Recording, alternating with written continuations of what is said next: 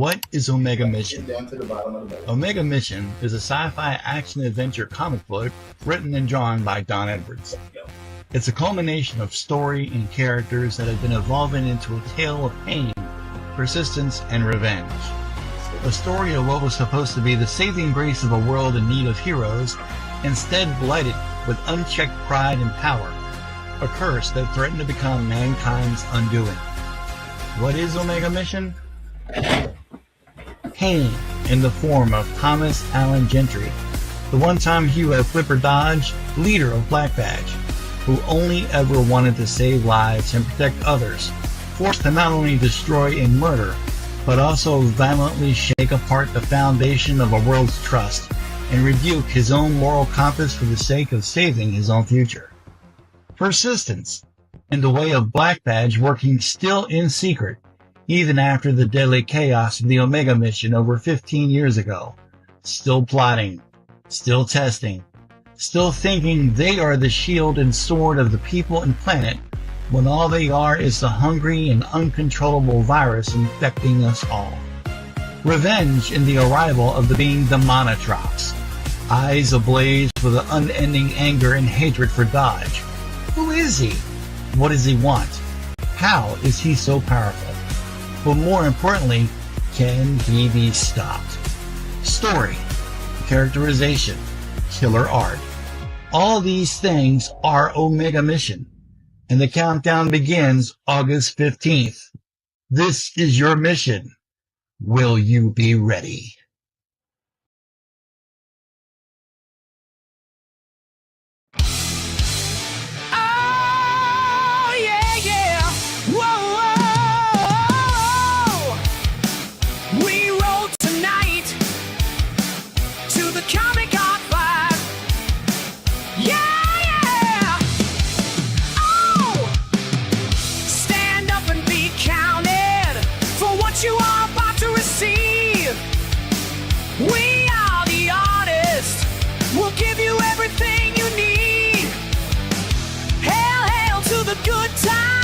Cause comics got the right of way.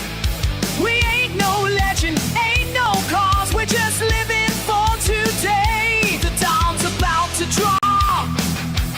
We salute you. James is about to draw. We salute you. We draw right now on the front line, like a bolt right out of the blue. The sky's alive.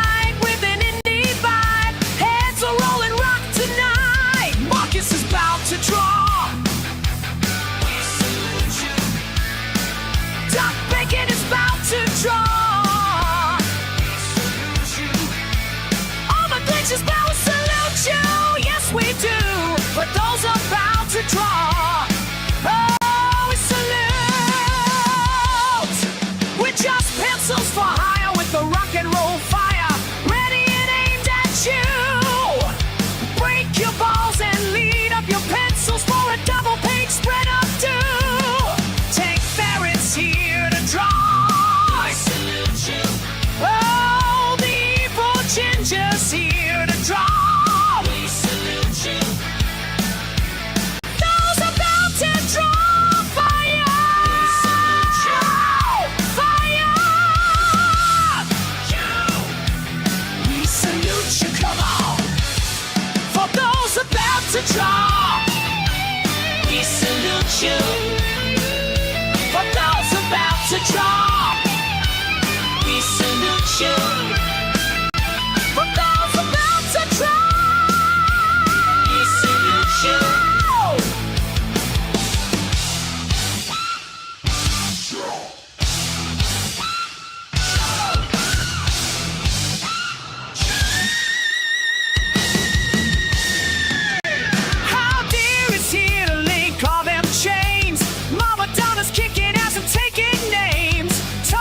That's your sweet ass, I do. Getting indies and promoting books. We doing it for real. No, we ain't no crooks. We salute you. Yeah. We salute you. We salute you. We salute you. The studio going live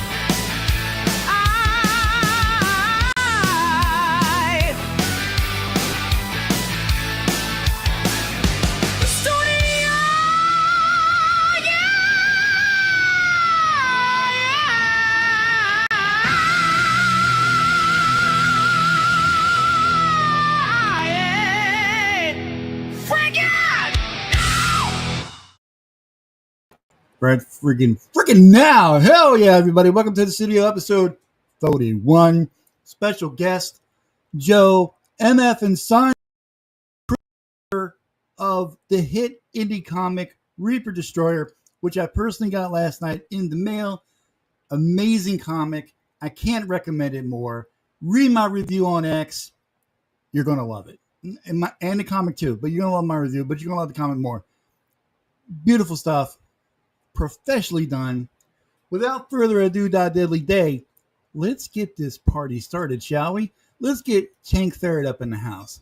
Let's get the correct layout. Let's get Omer Glitch up in the house. Let's get the Extreme, formerly known as Marcus, in the house.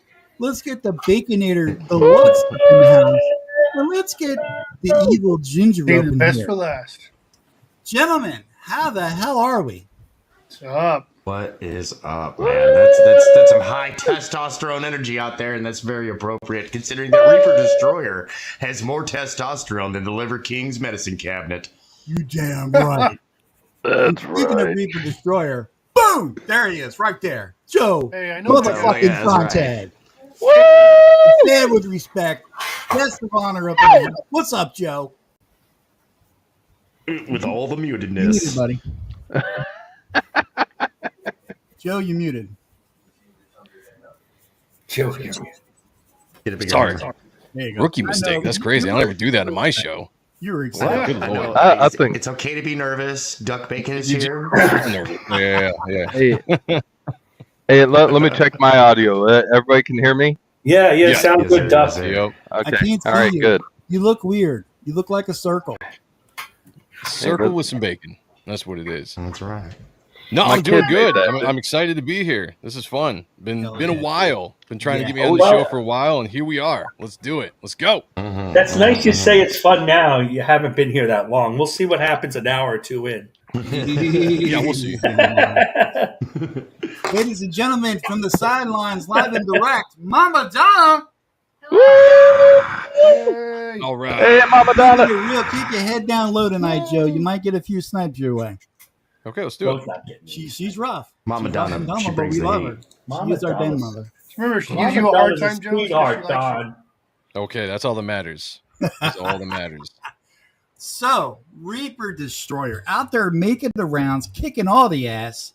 Dude, let me formally congratulate you on what you have achieved. Thank you. Thank you. It is a monster. It's a Absolutely. hit. I love it. I think all the fans are going to love it. If they don't already, they will. Tank Thirt's got an animation dancer, Mom. Yeah. He's slick like that. He knows how to do stuff. No, it's been fun, man. You know, like it took a while to do. Learned a lot from it. You know, like it's funny. I said it before with crowdfunding. You never really know what to expect until you get into it. Because I could listen to so many people talk, and I could get so much advice from everybody, and thinking I have a good handle of it until I start doing it, and then it's just like this whole other beast. You know, when you start actually doing the crowdfunder and then fulfilling the book and just everything that goes along with it, and then personal life shit happens. You know, stuff like that. And you got to roll with the punches, but. Yeah. Yeah, we finally got it out, and I would say the reception has been really, really good for the most part. I'd say probably you deserve 90% it. has been Yeah. positive, and you know, some of the stuff I've gotten is probably a little bit more like helpful critiques, which I enjoy. You know, Mhm. like I want to. I'm first time writer, first time creator, all that good stuff. So I'm trying to You get got better. their names and addresses? Yeah, exactly. Yeah. We can pull a Jay and Silent Bob if Yeah. we need to. Duck one's names, man. No, yeah, it was a great experience. I love that the book's out there. I like that people are enjoying it. And the thing I like the most about it is, you know, nice comments and all that stuff is fun. Don't get me wrong, because I have an ego and I like my ego blown. You know what I'm saying, ladies? Yes. But I enjoy. Well, I think that's going to happen here. Not a problem. Oh, I yeah. enjoy We're going to that- start the hell out of it. Wait, I've nobody seen said some we had to people- be nice to him. Yeah, well, no, that's exactly what I'm here for. This, you know, that was the stipulations. That was the contract I signed. You know, that was what it was going to be. So, like, you know, let's not change that now. No, there's a lot of people that have done reviews, have understood the story, and that have them guessing. And that was the whole thing with the story. It's a mystery built into the actual overall world of it. And I want people guessing on where we're going to go. I want people guessing on who the main character is. You know, there was a lot of things that I did to be specifically mysterious within the story, and I'm hoping it works. And so far it seems like it's been a good response. Oh yeah, that was a mean cliffhanger, by the way. Thank you. And I caught. I don't know if you meant to, but I caught your band reference. I caught that. You like that? I like that a lot. Sneaky That was bastard. good. Hey, Thank wait a you. minute. You were in a band? Yeah, I'm Oh, damn. I was Did I in a spill the band. secret? Damn I it. was in a band a long I time know, ago. I know, Joe. You've been trying to Pantera keep that on the Singing Band, download, man. I'm sorry. I didn't mean to pump that out there so fast. No, it's funny. I put that in there specifically, and I was like, if nobody else catches it, I'm gonna do it just because it's an Easter egg to myself, which I do a lot of times. I have inside jokes sometimes I put in there that no one's ever gonna catch. It's just for me. I'm like, oh, this is funny. Like I know what I'm talking about. Nobody else will. But if anybody knew the band, I'm glad you caught that because I think you're the first person to mention it's that. the mark of a great writer. Thank you. Yeah, yeah. Gotta put those Easter eggs in What's there. up? Hey, does anybody from your band know about Reaper Destroyer? Are they the fans? Excellent question. When I was, I remember when we were in the thick of stuff. So let's say 5 years, so halfway through the career of Mine Enemies Fall, I learned that one of my guitarists, was a comic book fan. We'd never talked about it before. It's just in reference. One day he mentioned something, and I was like, "Oh, you read comics?" And he was like, "Yeah, not as much as I used to." I was like, "Me too." So we started talking about it a little bit, and we'd known each other for like 5 years at this point. And I mentioned, I was like, I did a comic at one point, talking about the book I did back in 2007. He was like, no shit. He's like, let me see it. So I had some copies, and then I got it out and showed him. He was like, dude, this is awesome. I showed him the rest of the guys in the group, and they really enjoyed that as well. So that was like the first time that they kind of realized that I did it. And then after the band ended, I segued into comics, and I told like my lead guitarist and my bass player, who I was still pretty close with, that I was going to do it, and they were pretty excited about it. And they've been keeping track of it as well. After it launched and everything, so Nice. yeah, That's really cool. Hell yeah. So you still keep in contact with them? They're like friendly. yeah. I mean, everybody's That's friendly. nice. I think the sucky thing that you grow apart from people, just natural, right? Like so the band, Mine Enemies Fall it's kind of a regional band. Like we were in Kalamazoo, Michigan, is where we were based off, which is where I lived, and my lead guitarist at the time was from that area. But then my bass player was from an hour away, our drummer was from 2 hours away, and our other guitarist was an hour and a half away. So it was a band. So when the band ended, I lost contact with some of the guys just naturally. We're not, we're still messaging each other and stuff like that, but we're not going as much to hang out with each other as we used to, because there was no big reason to get together and party anymore, and so just life happens, and unfortunately you lose contact. Like I haven't talked to a couple of the guys in years, but a few of the other guys though, I'm still solid. We talk on a regular basis. Solid as a rock. Yes. Well, that's really interesting that you bring that up again, because you made Reaper Destroyer in 2007, correct? And you have mentioned this. I mean, like I've at least been following you for a few years now. And you have laid out a crumb trail for anybody to go and look up. And I remember you talking about this. That's why when recent events had occurred, I'm like, where the heck have you guys been? When people are talking about Reaper Destroyer is a ripoff of this character or that, I'm like, where have you guys been? Because Blasphemy. Blasphemy. Not paying attention to me, probably, and that's yeah. And that. Well, go ahead. It's funny, in 2020 when I first put out the first shot of Reaper Destroyer, which was this image right here. It was the first image I ever dropped, and that was going to be the original cover for issue 1. I ended up doing that for the ashcan. I remember at that point, I started to draw a little bit of heat from some of the people in the Death Shroud crowd, not from the creators. I mean, mind you, just from fans. I remember tagged me and was like, "Hey, does this look familiar?"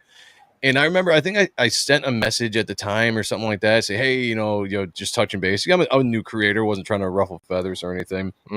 And that's the last I ever heard of it, and just be like, hey, like this is a character I've had for a while, I'm not ripping you off or anything like that. By the way, your character looks great, that kind of stuff, And I can't remember if that was a comment I put or if it was a message, whatever. I have no idea, to be honest with you, so long ago. But I never thought anything of it after that. I was just like, whatever, like, because there's so many familiar looking characters throughout the year, especially like, I'm 43, right? Anybody that grew up in the 90s grew up with the same kind of thought process, storytelling, character design. Except for Marcus. Yeah, what you're saying. Yeah, we get it. Right. Yeah. Exactly. Except for Marcus. Yeah. So it's never a big deal to me, or I'm never really worried when I see a character that pops up that might look like my character, even a story concept. I remember when I hadn't launched Reaper Destroyer yet, and I was, we would have some guests on the show on Ott and stuff with me and Sean over on my channel. And there'd be some people coming on, they talk about some of their stories, and I'd be like, oh shit, like some of that, like there's an element there that reminds me of my book. And I could have been like, you know what, I need to go rewrite everything. And I'm like, no, like, it's this was my influence. This is my story. I'm still going to go ahead and do it, even if it is similar to somebody else's. Like let the fans decide, let the backers decide, kind of thing. And that's all it is. Did Jim Lee care about his similarities of Wildcats to X-Men? Did Rob care about the similarities of Youngblood and X-Force? Did anybody complaining about that or being mindful of that? If they had get concentrated too much on that, then it would have been a bust. Yeah, and a lot of that was on purpose too. I mean, you're going from the big two, and you're doing your own company. You kind of, and that was a smart business deal to make. You're making your own books. You're going to produce material that your core fans are expecting to see. You're coming off of X-Men or you're coming off of X-Force. You want to see that kind of style of characters and art and all that kind of stuff. So for them to do Youngblood and Wildcats, Silvestri with Cyberforce, that was right in the wheelhouse of all the X fans, coming over. You kind of grip onto a new group that kind of gave you the shadows, the feels of X-Men, but also gave you something that was brand new to get excited about. And that's what got me as a fan at that time. I love X-Men, I love X-Force, I love all that stuff. And then Wildcats comes and Youngblood and Cyberforce. I'm just like, man, this reminds me so much of these books, but it's brand new. And they were edgier characters. The art was amazing. So yeah, that was brilliant. Absolutely brilliant. Well, one last little thing. When you remember when I did a fan art of Reaper Destroyer a couple of years ago? Yeah, I remember. One of my really good friends commented on Instagram saying that, oh, you did my favorite character. I was all like, wow, you've heard of Reaper Destroyer? He thought it was Moon Knight. Yes.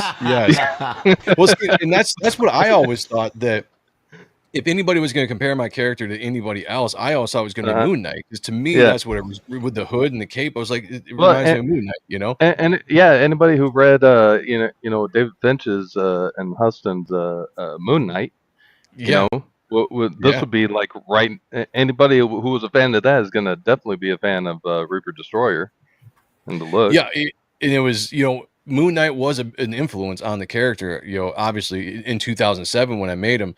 And at that time, I wanted to do a combination of like a Moon Knight and a Punisher character. That's why originally he had guns and like high-tech weapons and all this kind of stuff. And he didn't have the same kind of story that he has in this now. Like I retooled it quite a bit for, experience-wise and just things that popped in my head over the years. But originally, it was supposed to be a little bit more grounded. He wasn't as, supernaturally powerful as he was now. It was kind of more alien tech based. And I wanted him to be a little bit more of like a Batman style, grounded, lurking on the rooftops character than I have him now, which is a little bit more fantasy, spiritual in nature than it was before. So it changed quite a bit. But yeah, I remember reading that first Moon Knight run by David Finch and being blown away. And I'd always liked Moon Knight, but when David Finch came on, it was a brand new game. Like he brought that book and that character up to a new level, and I was just like, this is the coolest thing I'd seen at that time. Yeah, that series really missed the mark on that. I mean, like they could have just used David Finch's Moon Knight as a reference. Should have. Yeah, I mean, or that would have been a great show.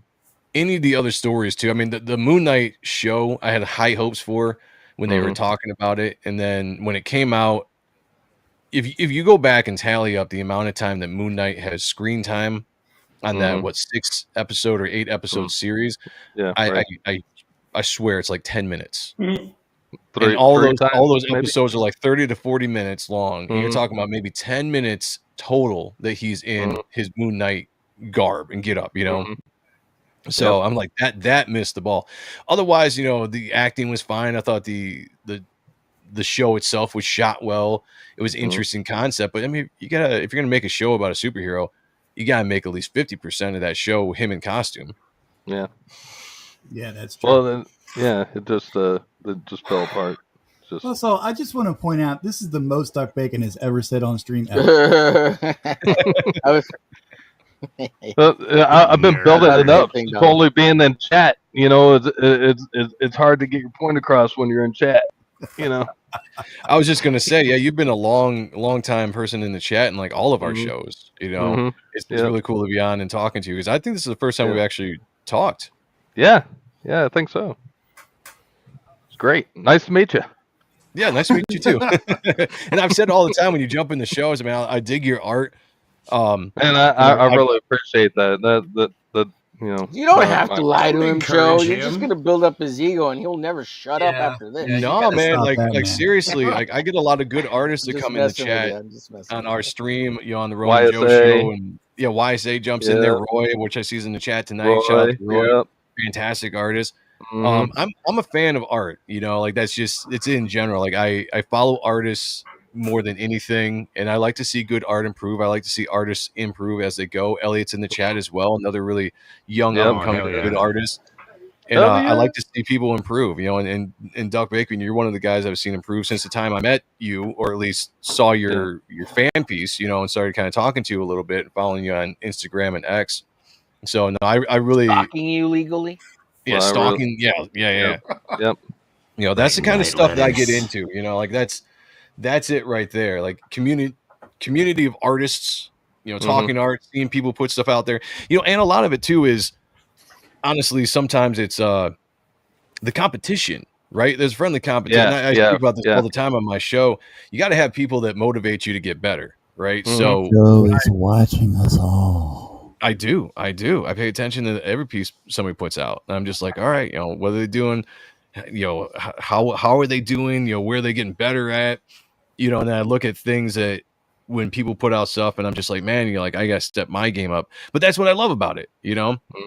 You know, even I know, you know, I see Rob Willis do his stuff all the time. It's fantastic. Oh, yeah. Rob Willis, that's one of my favorites right now. I love when every Joe time puts out. That's great. Yeah, every time he puts something new out, you know, it's just like it's fun to see, and I'm just like, all right, where could I improve my art based on other artists, you know, whose technique I think are better, and whatever, you know, like always trying to constantly learn from people. Yep. Not me. I quit giving up. I give up on all that learning from people stuff. It just doesn't work for me. He only learns from Duck Bacon now. We're all drawing Dogman at some point. That's right.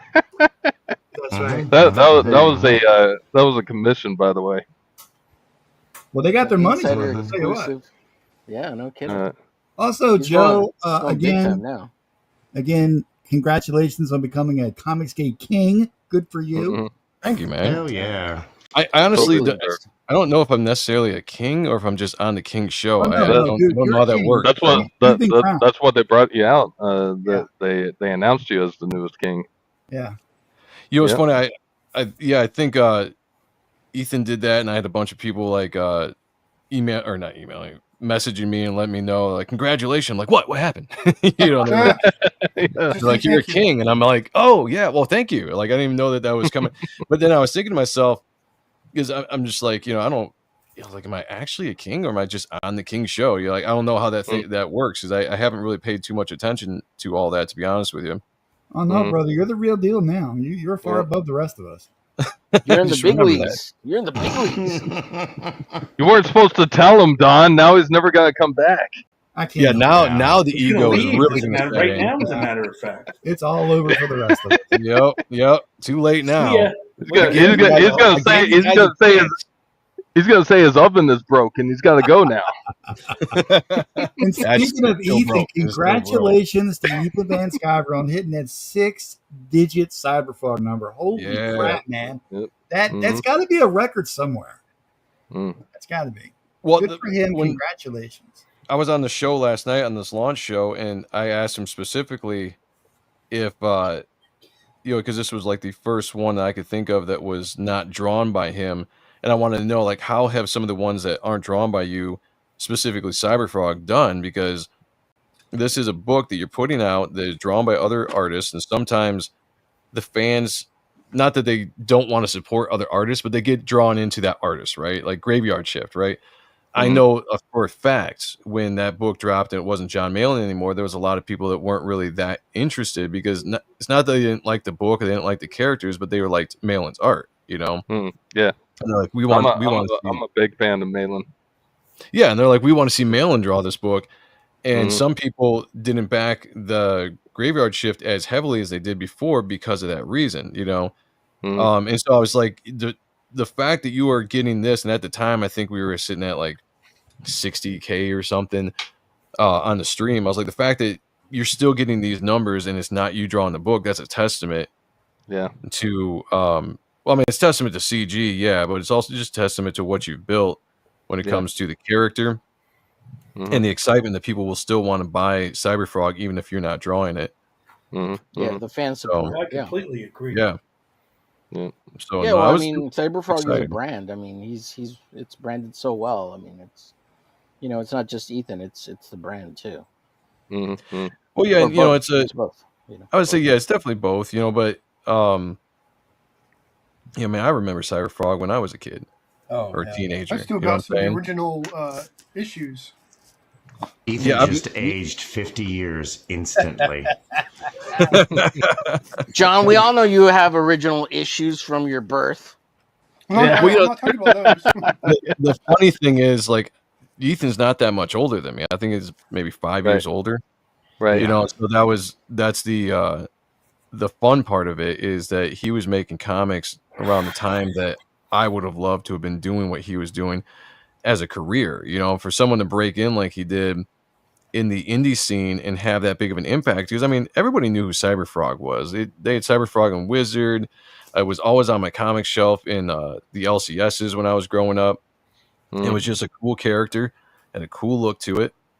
And he did it. He did it at a young age. A lot of us were trying to do at the time. Like I remember when I was 16, 17, trying to break into the industry, I was not on that level of art. Even if you look back at his old art that is not as refined as it is today, obviously, but it was still really cool to look at. We had a show not too long ago on Appreciating Comic Book Art Live where we looked at some of the old Cyberfrog books. And when I was at a convention not too long ago, a couple years ago, Admiral Wackass came up and gave me a bunch of books as a gift, and I was like, "This is awesome, man!" Because I didn't have any Cyberfrog books that I could remember from when I was younger, so I actually got to look through the old books, and one day I was like, we should look at this, and show what I like to do on shows like that is to show like the maturation process of an artist, where they started out to where they are now, kind of thing, And it was really cool to kind of see where Ethan went from a lot more of a Todd McFarlane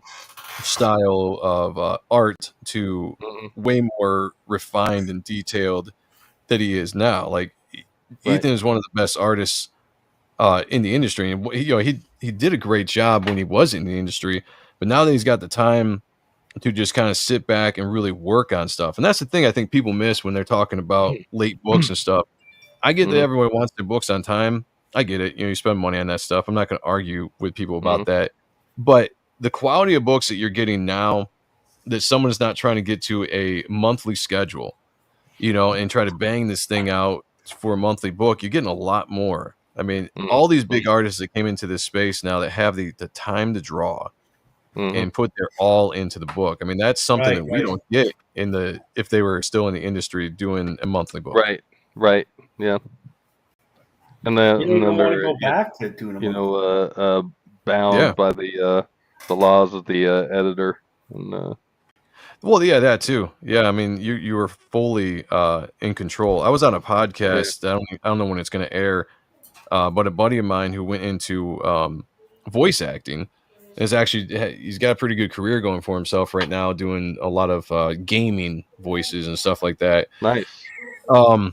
He started a podcast and he was like, "Hey, I'd love to come on because I'm trying to get friends and people that have interesting lives and whatever to talk to." and he asked me, he's like, what's the best thing about being an independent creator? And I told him the freedom. Yeah. The freedom is the best thing, because you can do whatever you want. It's on you. Nobody's telling you you can't do this. Nobody is doing a focus group to figure out if this is the character or what strikes the audience correct. You are just drawing what you love to draw. No boundaries, no nothing. I was like, that to me is the best part of being an independent creator.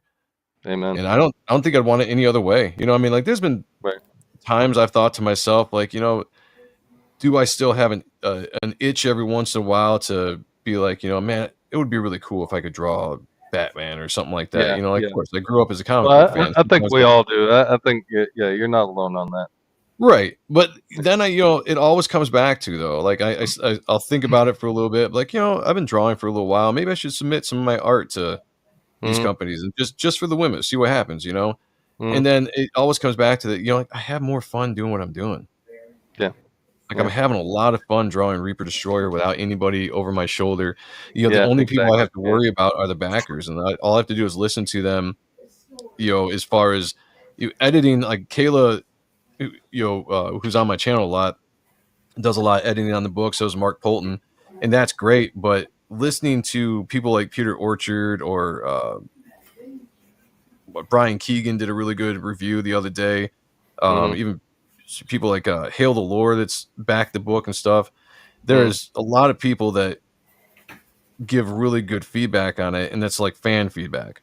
I like the professional feedback. It's good listening to other professionals because they've been there, they've done that, and I want to know how I can improve based on that.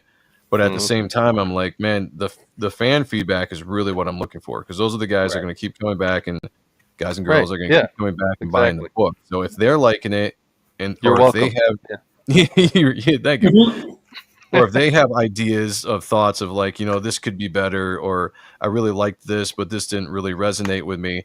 That's more the stuff I think about than anybody else. So when it comes to criticism or whatever, like, that's really what I focus on. Yeah. And yeah, that's cool. That you're for the fans. Well, it's got to be. It's got to be that way. I'm not here for other creators. I mean, that sounds bad. I'm not here to impress other creators. You know what I'm saying? Like, I'm here to use the platform for the fans. And if I can, Don? He's not here to impress you at all. If I can, well, I mean, some creators might be fans, right? Like, I'm a creator. I'm also a fan of books, right? Just playing.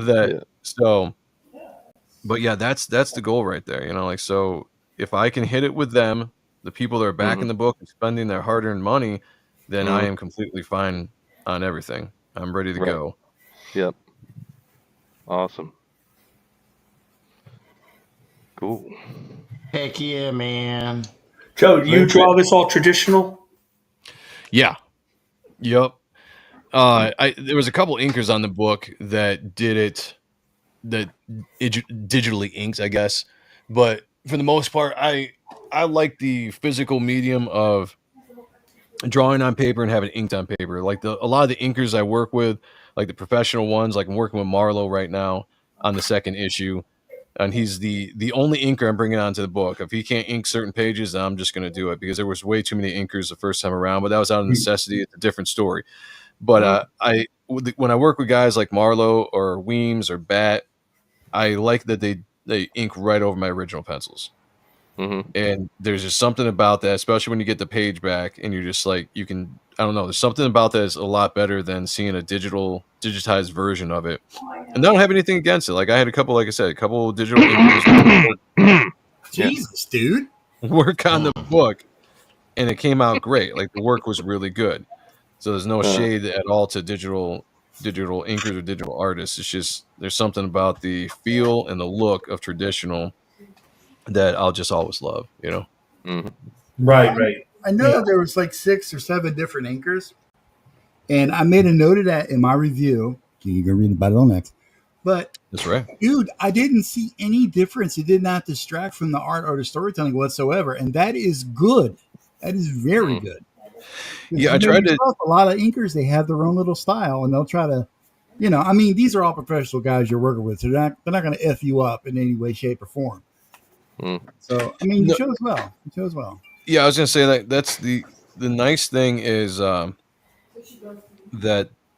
the professional inkers out there know what the hell they're doing, like, and make me look good, right? Make me look better, and that's what an inker should do. It's a finishing job, right? Right. You're not aping the art. You're not, taking it over and making it your own style. You're inking what's there, but you're also adding to it, adding line weight. Adding the things that need to be added. Some of these guys are so professional; they just do things without even asking. Like, I'll leave notes on the page, thinking especially with the pencils, knowing that I can't accomplish something with the pencils that I could with the ink. So I'll just be like, no, could you do this, or whatever you want to do with this part, do it, because I trust you, kind of thing. And some of that comes to like the rendering or whatnot. And it's great working with guys like that know what they're doing, because you can just trust that they're going to do it and it's going to look good. It's going to look professional, which hasn't always been the case in the past. I've worked with inkers a long time ago that were kind of glorified tracers. No offense to them, and I'm not saying names. It's not just one person. It's a lot of them. And it comes with experience. Yeah, yeah. You notice the experience when you got a good inker. 100%. And like, a lot of it was I wanted to always find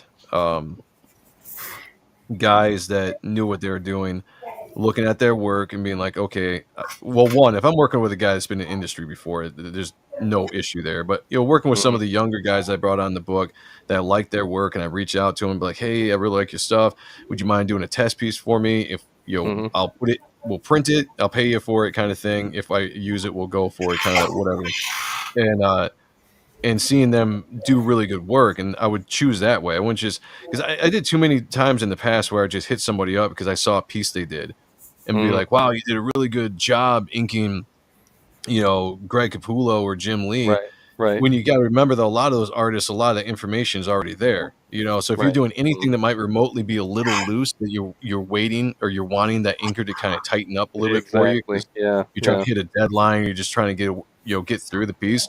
Those young inkers or the amateur guys aren't really going to do a great job at it, and they're just going to ink, the stuff that you didn't want them to ink. You're just like, man, that looks like crap. So you and like, as an anchor, they would also want a variety of different experiences, not just experience, like inking over just one person. They would want a variety of like all the types of looseness, and kind of be able to develop their own style too and tighten that up. 100%. I mean, I remember one of the guys I brought on the book. Before I brought him on, I'd been watching him for a little bit, just seeing his maturation process as an inker. And I remember reaching out to him at one point and saying, hey, have you ever considered, inking over like Greg Capullo from Court of Owls? Because that stuff is really loose. Nice, yeah. And that would really show me, how you can handle loose lines. Not that I draw crazy loose, because I don't, but if I had to, I need to trust that somebody could bring it together. Who was the anchor on Court of Owls? It started out with Jonathan Galapian, but Mickey did some inking too. Danny Mickey. Nice. Yeah. So I remember, if you look at the unwrapped version of that book, which is just Greg's pencils, which are great, but it is a lot of looseness to it. So if an inker could come and do that and make it look really good, then they know what they're doing. There we go. Yeah. They know how to add line weight and do all that kind of stuff, and finish out a spot that might be a little bit looser and still have it look like Greg. Because I mean, you can see some of these guys that will ink over Capullo or ink over whoever, and it's like, all right, I can tell that that's not Capullo's line, right? I can tell that's the inker's line, and you don't want that, right? For the most part. Unless it's Scott Williams, then you really want. But even with those guys, even like Scott Williams, Danny Mickey, they all bring their own traits. Like Mickey can bring a lot of extra detail and grit and all that kind of stuff. But the line work, the original underneath, doesn't suffer from it. Right. Yeah. Same thing with Scott Williams and all those guys. When you get a professional inker that knows what they're doing, the line work doesn't suffer. It just gets improved. Absolutely. If a guy doesn't know what he's doing, the line work underneath suffers. Yep. You know, and so when I see people inkers all the time posting on Facebook or Instagram or X or whatever, and I look at their piece, I know the art because I'm just a fan of art, so I know the piece right off the bat, and I can look at it and be like, okay, that's not their line. Like that's done incorrectly. That's taken away from the artist.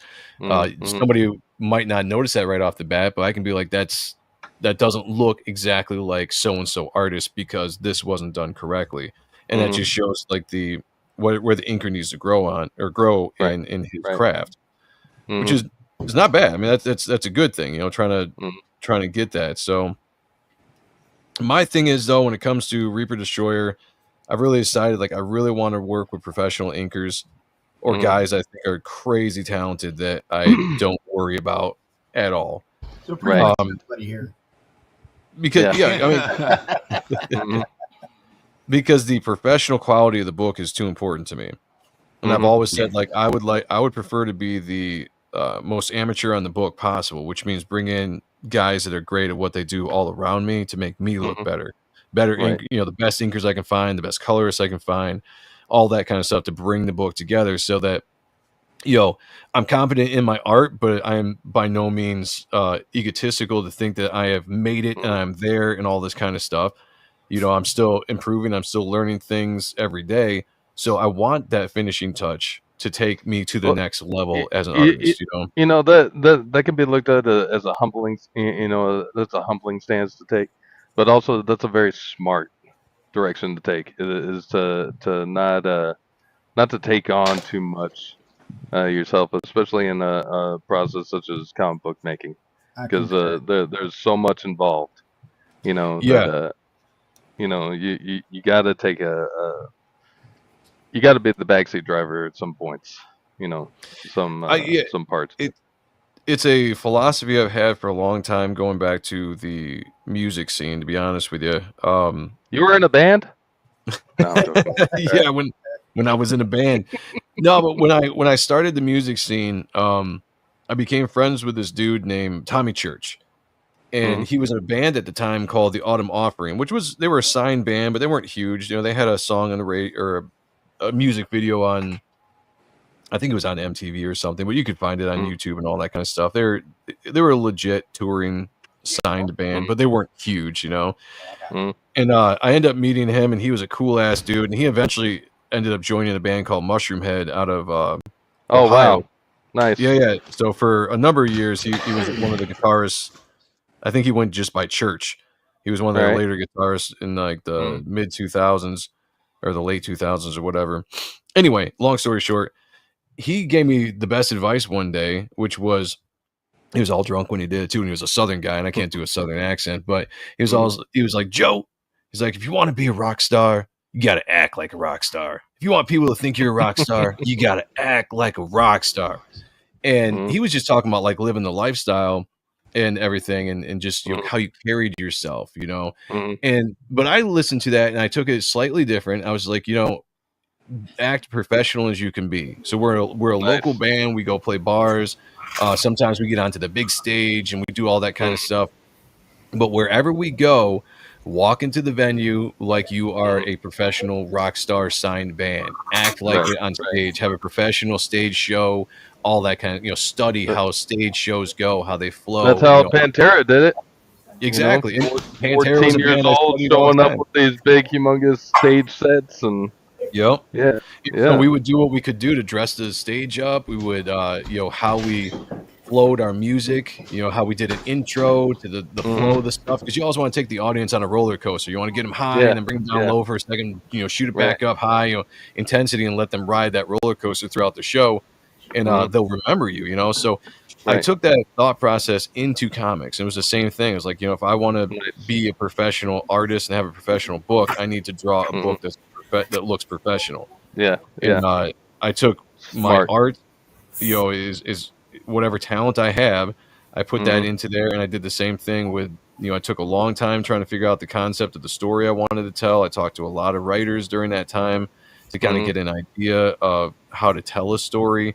And eventually, you know, it kind of all clicked to the point where I was confident. And then 2020, I was pretty confident to start really doing it. And then that's when it kind of all took place. Mm-hmm. That's awesome. That's a good, solid way of starting this. It is awesome. Mm-hmm.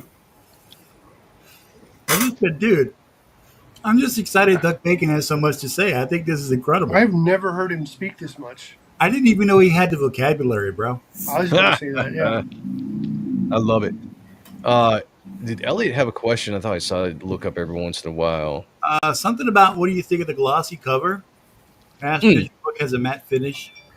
I don't like gloss. What I try to do is I went for a matte cover with a matte finish, or a matte paper stock with a matte finish and cover with some of the stuff I did.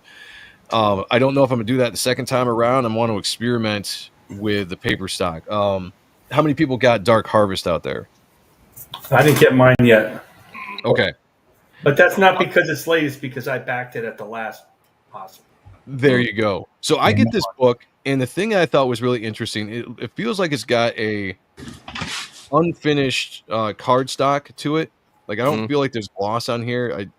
It just doesn't feel like there is, but it looks really good.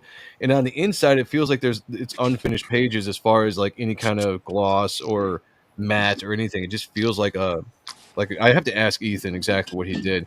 But I was reading this book and I was like, man, it just looks good. The colors pop out of this. Like everything just prints really well on this paper without the finish.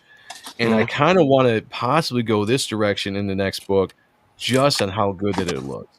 I haven't made the decision yet, but I think what I'm going to do is I might go to a couple printers and just order one book of my, one issue of my book, just in different paper stocks, just to kind of get an idea going forward what I want to do with issue 2. Because I always want to evolve. I mean, that's the thing too. Like, I don't want to just do the same thing all the time. I want to get to a point where I can do that, but I'm not there right now. Like the first issue, I like the paper stock. It worked really good, but I'm trying to get better knowledge in that as well. Like, because my knowledge in printing and everything was not the greatest compared to a lot of the other stuff that I've kind of studied and put time into. So now I'm trying to go back and do a little bit more of that, so that I can think about. Evil Jim's got his receipts.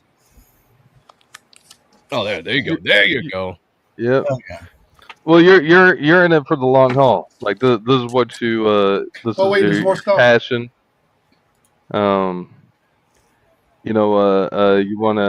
You want to do everything right. Yeah. You don't want to just give a whole bunch of flashy and whatevers and then not produce a good content. Yeah, exactly. Yep. Elliot said he was thinking the same. The paper stock on the cover and interiors are amazing. And I like that you did the digital option as well. Yeah. And Elliot also go on to say that he went matte finish with his as well. He's torn between that and the gloss cover. I would go with the matte finish personally. I think the gloss, and the reason why I don't like the gloss is it's too shiny. And it takes fingerprints like really easy. And fingerprints, yeah. If I look at, you can't lose, Joe, with going with the matte finish because you're not your supposed character's to name is Matt. when you read the goddamn. That's true, right? Yeah. Yeah, when I look at Reaper Destroyer and I'm feeling the issue and I can put my tips all over this and I'm not leaving fingerprints, and that's what I like about the matte finish as opposed to the gloss. Absolutely. And I got a proof that was matte at first, and I looked at it, I liked it, and I was like, can I get a glossy finish? And I hit him back and I was like, this looks really good, but can we do this again, but do it in matte and give me a matte finish? And I got that in my hands and I saw it and I was like, yeah, this is what we're going, because I produce floppies, not in the bedroom, but I produce floppies, and that's what I do. I want to make floppy comic books. I produce floppies, and so it's important to me to get doing well, and then this is what happens. Don't go soft on us now, Duck. Don't go soft on us. Not tonight. I just got an ad about that on X, Duck. So maybe we can have some help for you. Little blue pills. I got blue pills. There you go. There you go. Rock hard, baby. But because I want to have that feel, and it's not necessarily for anybody else, but more for myself. You know, like I know what a Yeah. comic book would feel Right. like based on all the years I've read comics. You know, like that's Mhm. what I want. We So need I to haven't got it start quite doing just yet, even though I'm very happy of the print job that Reaper Destroyer 1 was done in, or the paper sock we ended up going with, but I'm still trying to learn. And every time a book comes out and I read it, I'm like, oh, I really like this. I try to hit up the creator and be like, what paper stock did you use? You know, like all this kind of, what cover stock? What paper No, weight? I love the matte finishes, especially this Shelby Robertson cover. It looks really great. That's great. Yeah, color. it came out great. I was so happy. Yeah. I was so happy with Mhm. everything. The Virgin Did cover you like looks how Shelby off the hook. totally aped your style and took over and made it his own? Yeah, Shelby's yeah, no, I did. Shelby's I was known like, for. I'm just messing with you. yeah, he's known for stealing. Yeah, he's known for Um, hijacking the art. Stole it. Yeah. Yeah. But he's good at it. Like it looks good, no matter how he hijacks it. yeah, bastard. I like how you put the man down and then immediately glorify him. Well, because it's Shelby, you know Shelby. I gotta love do. Shelby. If you know Shelby, Shelby's awesome. This Yeah. is true studio way right here. Yeah. We hate you, but we love you. So Joe, Yeah. I noticed because I'm trying to look for a reference to Reaper's back leg, but I cannot find any back shots of his leg. There is no back leg. You like There back are shots? no I love back giving shots back of his shots, back too. legs. So Because what his cape blocks it, you know? Right, but I mean, like, what happens to the back like design where the red stripes Apophis go? did not feel the need to give Matt a bad leg. Man, It's all part of the struggle, dude. Read the book. It basically looks like the front for the most part, except just going around the top of the calf. You know what I'm saying? So, could you repeat that? You were What roboting. are you doing? Are you giving the guy a butt shot? What are you doing with your piece? Yeah, you want to see it? No, not with a butt shot. no, see that works. What are you doing, Listen, Doc? I like that. I actually like that a lot. Trying to one up everybody. Hey, I'm all about the nice ass shots. Don't get it wrong. Like, It you looks know, so good, Doc. Give me more. Matt's got a nice ass. Let's show it off. So I'm actually happy that Ooh, he works out at the go. YMCA, Yeah. doesn't he? Oh Yeah, my look at those- god! look at that butt muscles. Let's go. Don't Let's go. say butt day.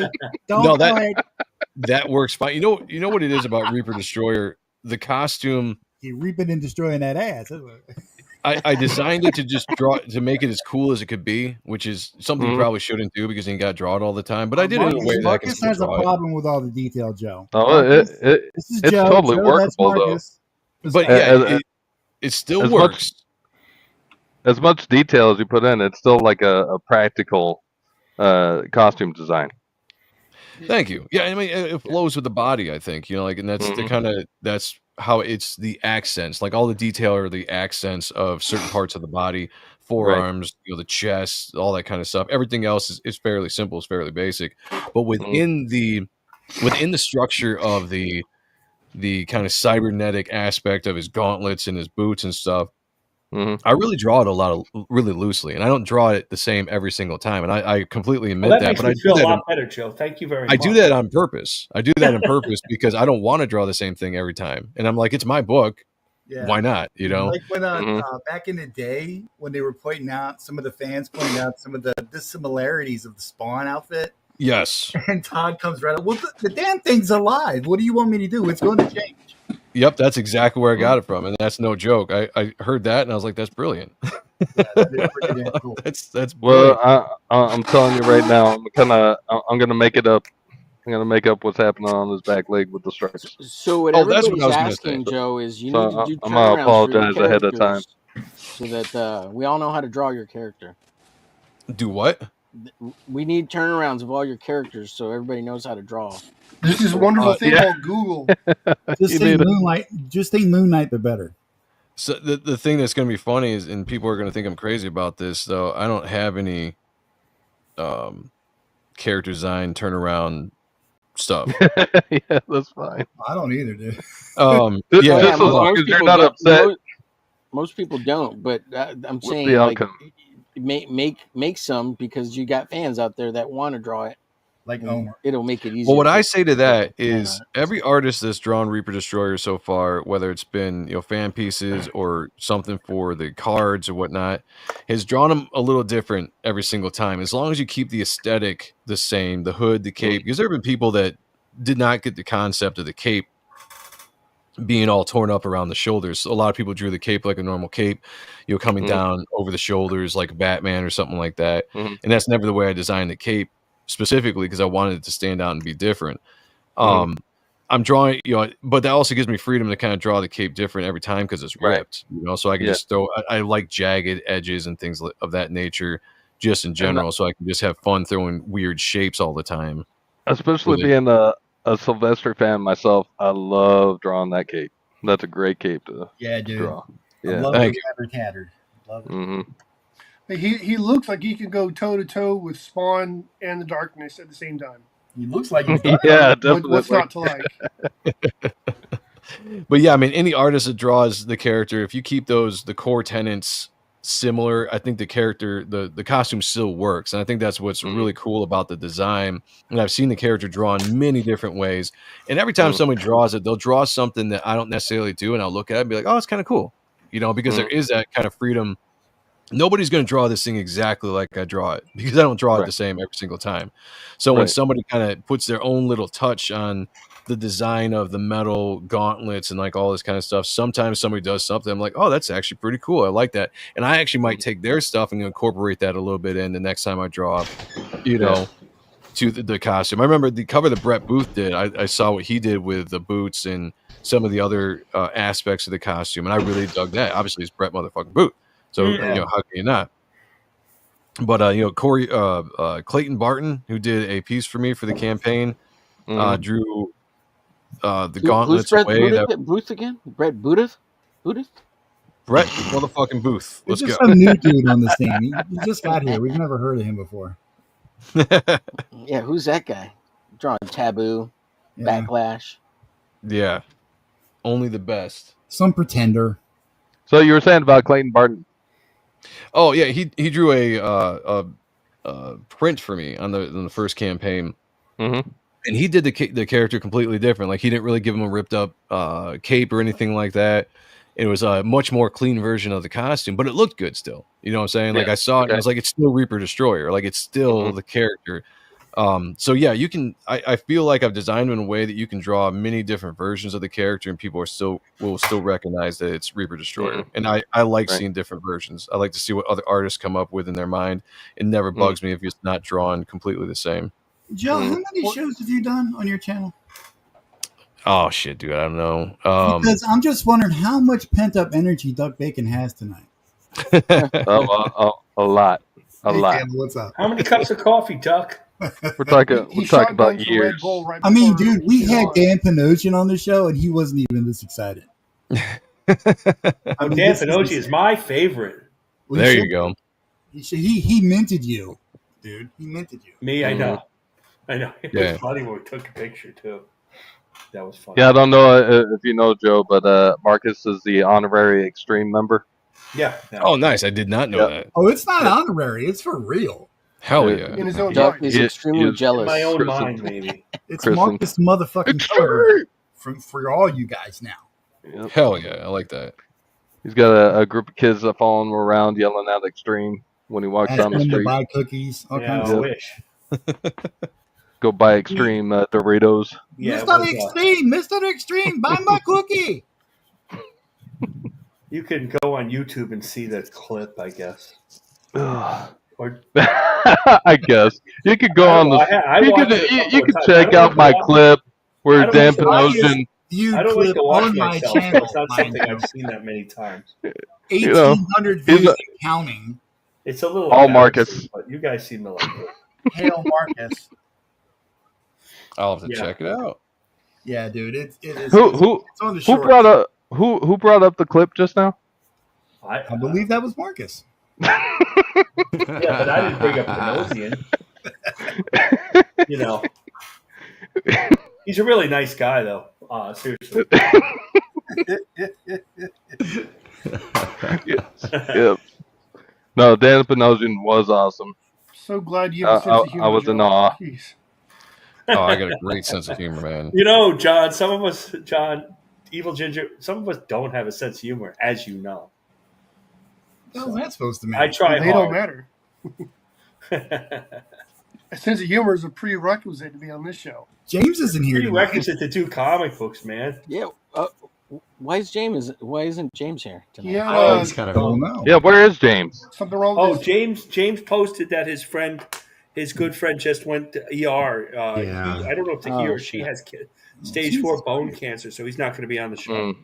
God damn, James ain't having a very good month, man. He's got Well, we can't even have a quip about that. That's serious. Yeah, we can't even make fun of the guy. that's Damn it. serious. All right. Yeah, we can't. Yeah, that sucks. Quick, Homer, say something Shout out. insensitive. Fuck and then that let's talk guy. about it. Yeah, thank you. There you go. The hate is real. I love you, James.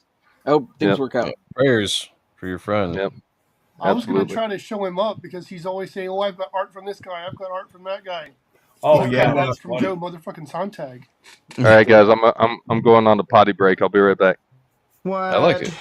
He's not. You know what he's doing, right? He's going to write more questions in his notebook. No, what he's doing is that Oh, well. So when he anyway. comes back, he's more prepared. Oh, there you go. Yeah. superior press. Quick, I gotta come up with more questions for Joe. Oh, this is from Superior Press. Ooh, yeah, Superior we're- Press. I know that. I know the guy behind Superior Press. I heard he's not that bad. yeah. I heard he Yeah. was in the band. I heard he was pretty good looking. That's all I heard. Well, I have pictured already him think he's naked. pretty I'm good. not proud to say it. Yes. I'm so glad that caught on. I remember the first time I did that, I had, what the fuck was his name? Thomas somebody on. I don't know, whatever. He's the guy that has the Eon company, Eon Productions, that have the Eon boards, which is what I use, which are great boards. They're the number one I recommend. But for some reason, I had him on. Sean couldn't make the show because at that time he was having a lot of family issues going on. So it was just me and this dude. It was the first time I had done a solo show. And that was the first time I came up with my beginner monologue of the whole, Pope calls me JMS kind of thing. And then to end the show, it just came to me at the end. And I was just like, picture me naked, everybody. And I did it on a whim just to be funny. And I started doing it all the time. It's really stuck. And I like the fact that it's caught on. I'm like, hell yeah. Like, that's my thing now. Everybody picture me naked. Hell yeah. Just don't do it right now, guys. Don't do it right now. No, do it right You now. guys are so young. How do you think I'm getting the anatomy right for this guy? I mean, come on now. And the back position, too. Yeah. A back That's shot. right. Give him a back shot. Yeah, so I'm kind of aping a little bit of what Dan does, Dan Panosian. I've noticed he uses a lot of the, what's it called? The little circle dots that you do for the shading and stuff. Stippling? Yes. Well, not stippling. There's another term for it. And for some reason, it's escaping my old man brain. Pointillism? I'm not Oh, sure. you're It's talking just the about the same as Band-Aid stippling. dots. Band-Aid Thanks. dots. Stop Yeah, having- those things. This stuff right here that I'm doing. Yeah. And Oh, I, yeah. I kind The of gray dig it, toning. man. So I'm The kind of gray toning. more. You're trying to do the gray toning? Yeah, Panosian's slowly brainwashing me. He's trying to groom me into being the next extreme artist. There you go. Yeah, Nothing wrong with that. I do believe you're getting groomed, Don. Like, Marcus, can you put in a good word for me? I will. I like you talk to him more than I do talk to him. God, I'm so behind on the chat. I don't even know where to start. Come on, man. Welcome to the show, Joe. You know I suck at this. We've got good conversation going, so. Yeah, Chat, we'll just forgive go us down tonight. low. Well, Duck showed a personality for once, so we had to Yeah. go with it. Yeah. I know, I'm right? still not They come convinced out he of has a nowhere. face. Like, dude was so excited about the Dan Panosian show. He called me at the grocery store. I'm shopping. I'm trying to get I get the telephone. It's from Duck friggin' Bacon. I'm like, oh, cool. He's like, Wait, you know his real Dan's name? still coming on, right? Dan's still coming on. You know his real name? It's okay. He's still going to come on. He was so damn excited. More excited than I was. But I mean, that's good, right? When you're a fan, you're a fan. Yeah, it's awesome. Love Still kind of gay, though. it. Never. Kinda. Yeah, super. All right, we got Rick Saylor in the house. What's up, buddy? Let me see. Something about Chad had some in his campaign. Like I said, I'm about an hour late with all this. Chad has some in his campaign. Not sure Not what. for Mega Mission. We're here to promote. Dude, not me.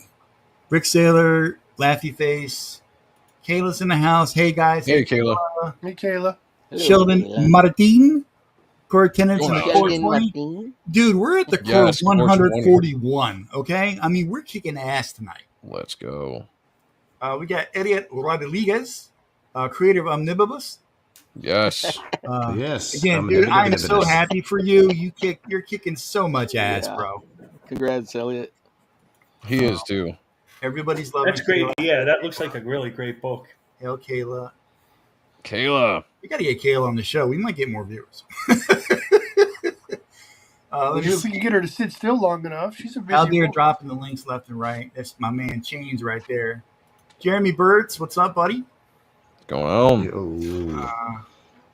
I'm seeing a lot of art and stuff chatters coming in here, and that's good. Yes. Hey, My bring them guys and gals. Let me see Nick Axe, what's up, buddy? Kayla wants to know if Omer is drawing Vanessa. It kind of looks like it. Is that her name? Yeah, the chick with That's the what big it looks axe like. and the big titties. Yeah, Hell. That's the Statue of Liberty, dude. What are you doing? oh yeah, the Yeah. evil Statue of Liberty. on. Dark Liberty. Instead of the fire to lead your way, the little handle thing, whatever it's called. That's MAGA Torch. Liberty. She's got the axe. All right. Let's see. Zipatone. Thank you, Nick Axe. Zipatone. That's what I was trying to say. Old Yeah. man brain. It's catching.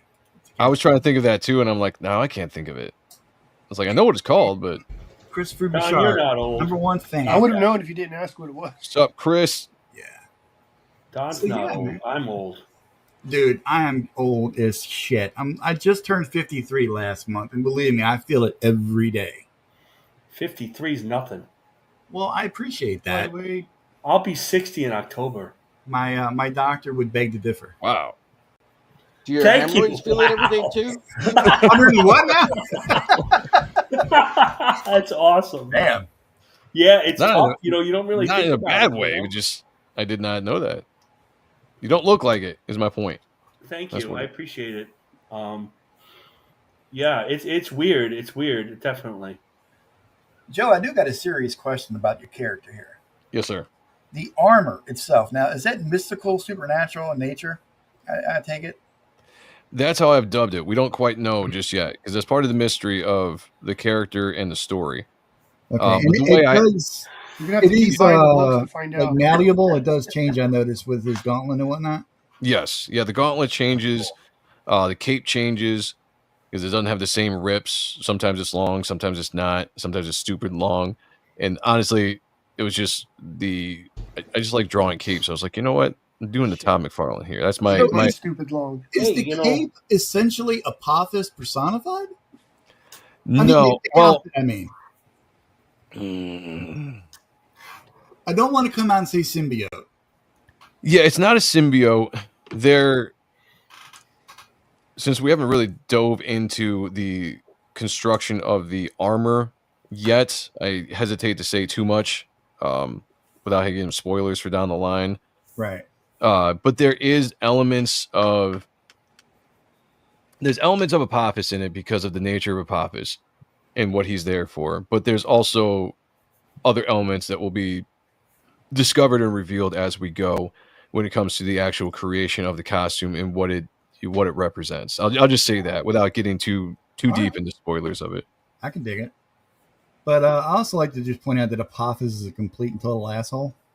He is. Can Yeah. you dig it? And, And he's designed to be that way. You know, like yeah. when I did the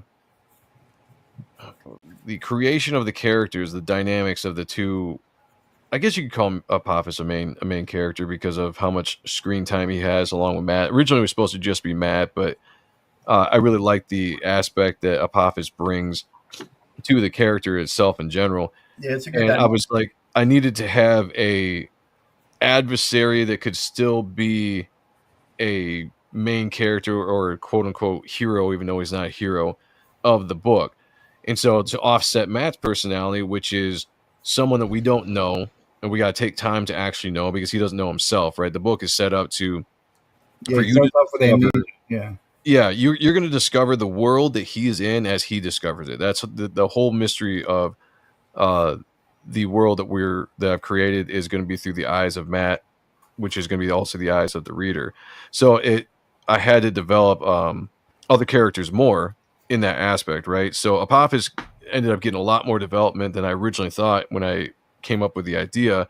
And I was like, he's got to be an asshole though, right? Because he's got his own agenda, which we've established in the book. There's something that is his own agenda, especially if you read the supplemental book. He's got his own ideas and things that he's focused on.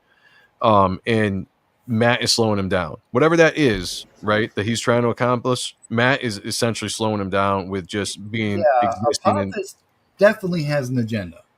Yeah, no, hands down, 100%. Keep an eye on that dude. And so, and he's a tormenting spirit. You know, I mean, he's one of the spirits of death.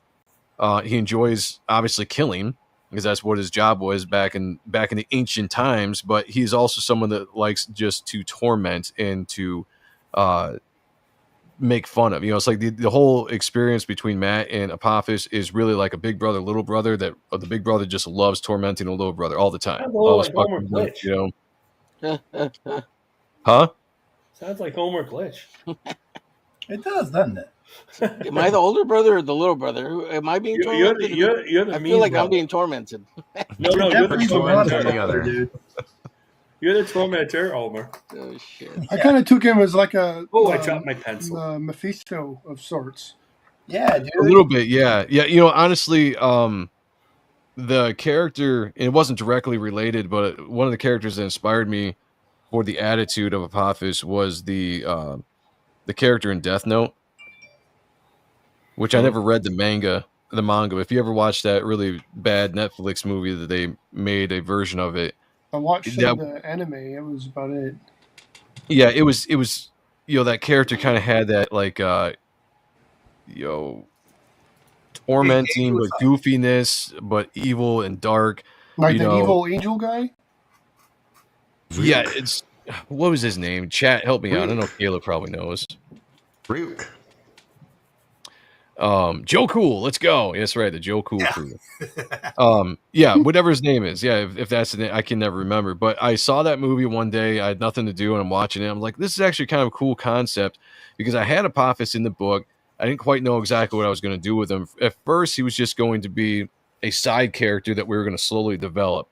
And then I saw that movie, and I was like, let's have him be a more main character that Matt can spar with, and we make it more of like a buddy cop kind of a story. Like Lethal Weapon was another idea I had, right? Where Riggs and Murtaugh, where you had Riggs came in, he was this chaotic, source to Murtaugh's more by the book character, right? Now it's a different concept with the two characters, but how they worked within Lethal Weapon was one had to adjust to the other, and eventually they came around to working together. That's the whole concept of this book is how long will it take for them to actually work together? If they ever do, we don't know, but they're going to start out as very much as adversaries within the book. And Apophis really enjoys the fact that Matt has no idea what's going on, and he doesn't actually respect humans. That's the thing too. You know, like it's you're a spirit of old. You know, why do you respect one of the newest creatures created on Earth? You know. Yeah, I was picking up on that, but I tell you, a lot of it remind the back and talk. Jesus Christ! Back and talk. You learned you back and forth, rather, reminded me a lot of Firestorm back in the day. I don't know if I ever. And I dig that. Where he's talking to the professor in his head because he has to share his consciousness with the professor. I don't know if I've ever seen that. Oh. Yeah, nobody really read it. Oh, look who's back from taking a doo-doo. Yeah, I'm not sure. I'm not, but it's a tropey thing, right? Like it's nothing new, and a lot of the stuff I've said when it comes to my influences come from a lot of other influences. Like nothing brand new, but I like concepts of structure when it comes to storytelling. So the buddy cop aspect or the trains, planes, and automobiles, same thing, right? You had the straight edge guy and was it Steve Martin, and then you had John Candy that he was more the goofy thing, you know, so it wasn't like a tormenting aspect, but it tormented his life, right? Everything that John Candy did in that movie seemed to really affect Steve Martin in a very negative way, and it was funny. They played it for laughs. It's the same thing with the buddy cop aspect, and it's going to be the same thing with Reaper Destroyer, but just not in that kind of comical way. Even though I did write Apophis to have a little bit of humor to him, and I wanted to have a little bit of, because I wanted to show that he was having fun with Matt's reactions. You know, when because Matt is a very angry young man, right? And who wouldn't be? You know, you wake up, you are encased in this armor. You're basically imprisoned here with this tormenting spirit that does nothing but want to just make fun of you all the time and laugh at the facts that you're in pain, you're in agony, and you have no idea who you are or what you're there for, and you're constantly being attacked left and right, right? You know, to be held in the dark, it's a power struggle, right? And that's the whole thing with Apophis, is trying to keep control because he's trying to take control. But for some reason, he's not able to fully possess Matt, which has never happened before in the history of the times that he's come to Earth and been able to take a human host and do what his mission is. Oh. So that's the interesting thing about this armor, and what is special about Matt. Like, you know, there's got to be something, right? You know, and that's the mystery behind Matt's characters. Like, we're going to discover that as we go, but it's got to be a slow burn.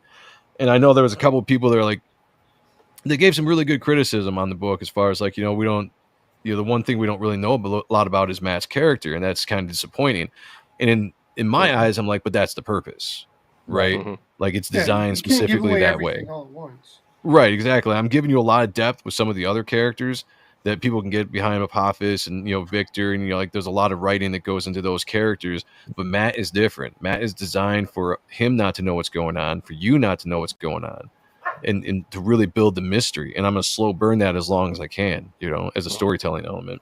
Or you could just tell them it's none of their business.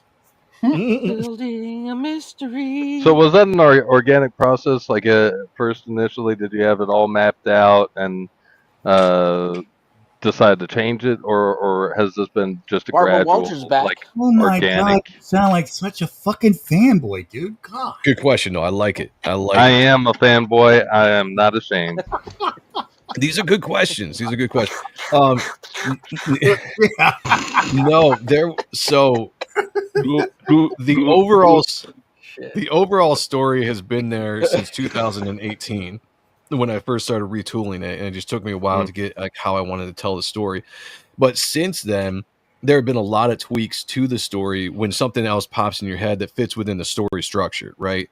So if I wanted to do something like issue 2 completely changed for me halfway through issue 1 because I had a different idea. And I actually changed the end of issue 1 because I had a different idea that could lead into a better, in my opinion, a better storytelling direction, right?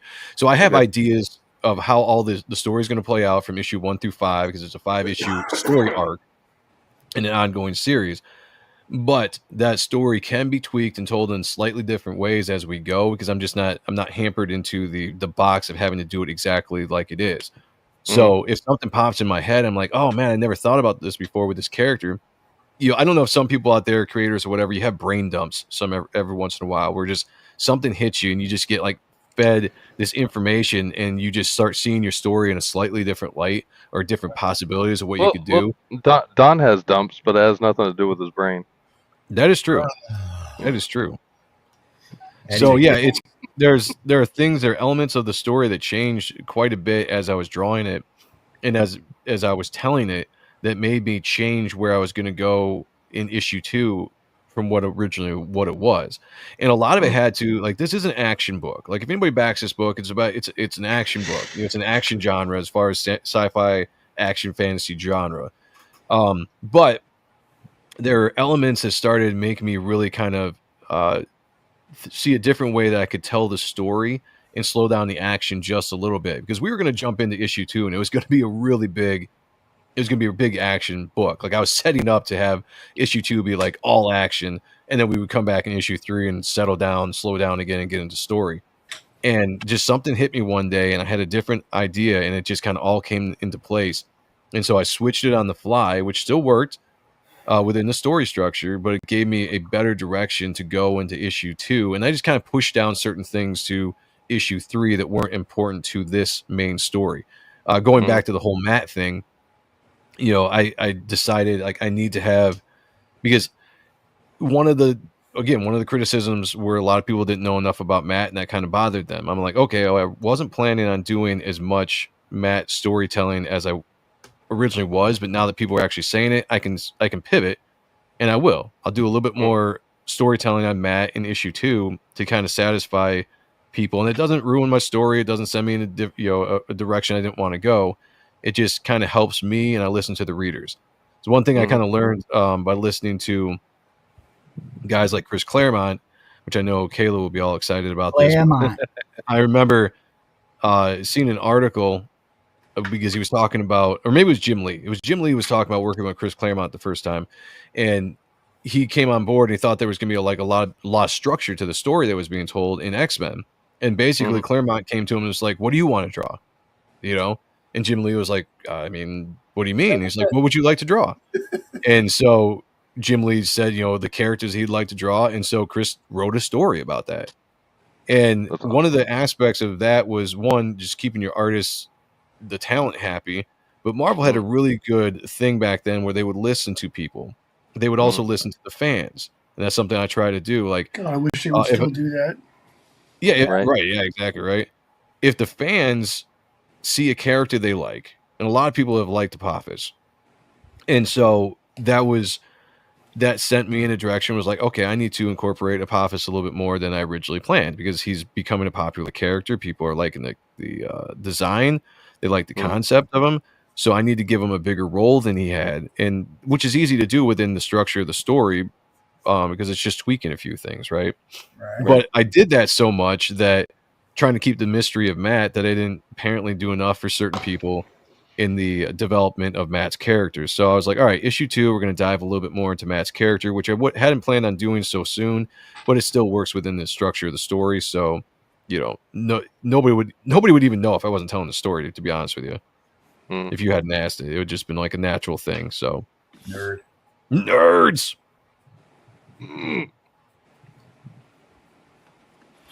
That's awesome.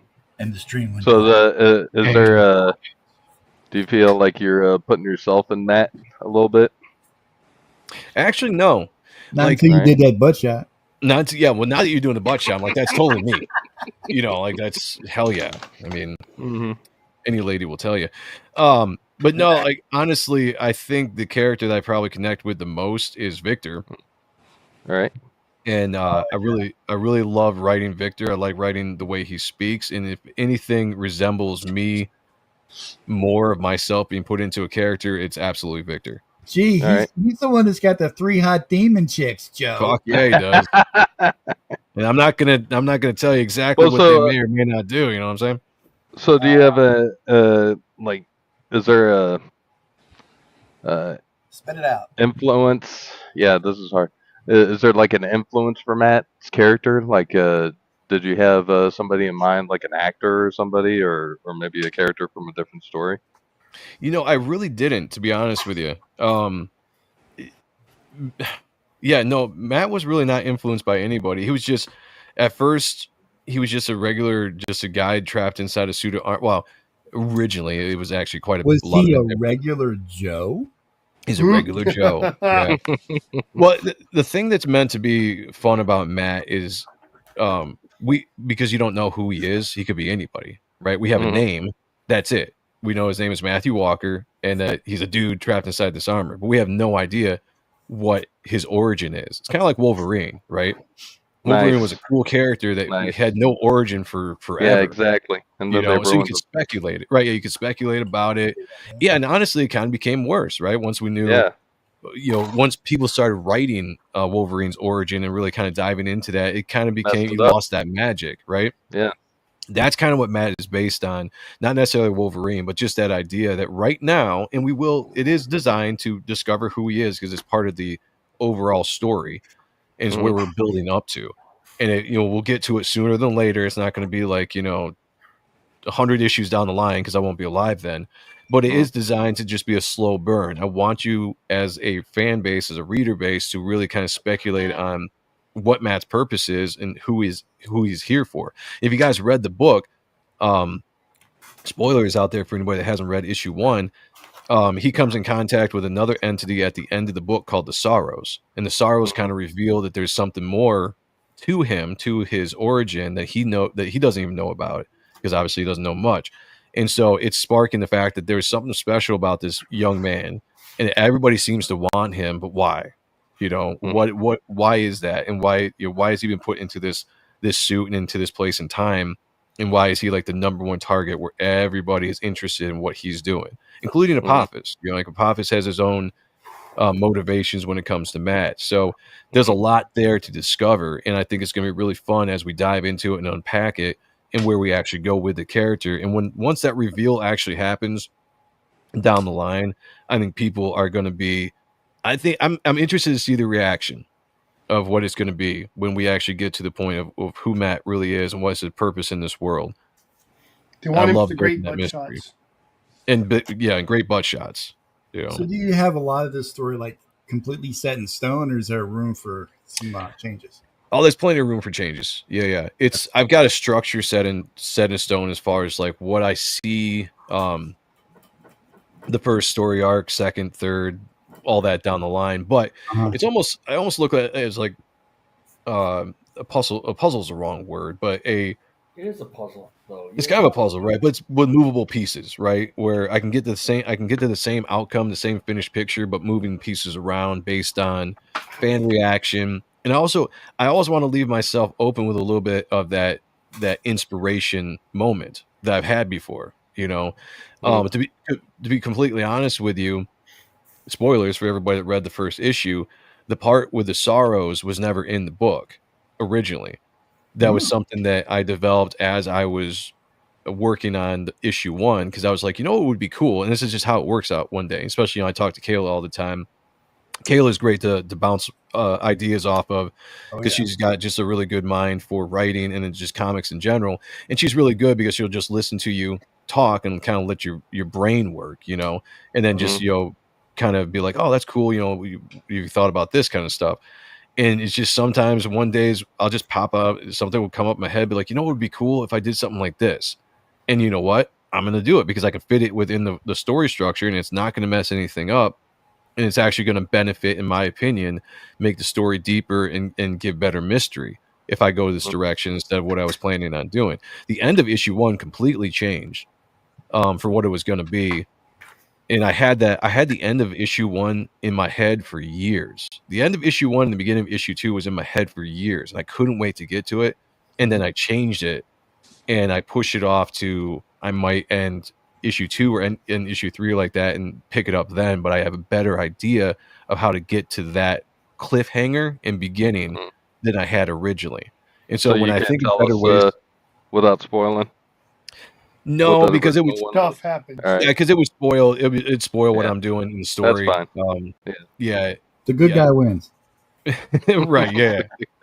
No, but that's what I like about the freedom of it, is that the structure is there, and it's got room that I can innovate if I want to within that structure, and it still makes sense. Because I got a ton of characters. I mean, there's a lot of characters that haven't been introduced yet that probably still won't be introduced in issue 2. I'm going to bring in a couple new characters.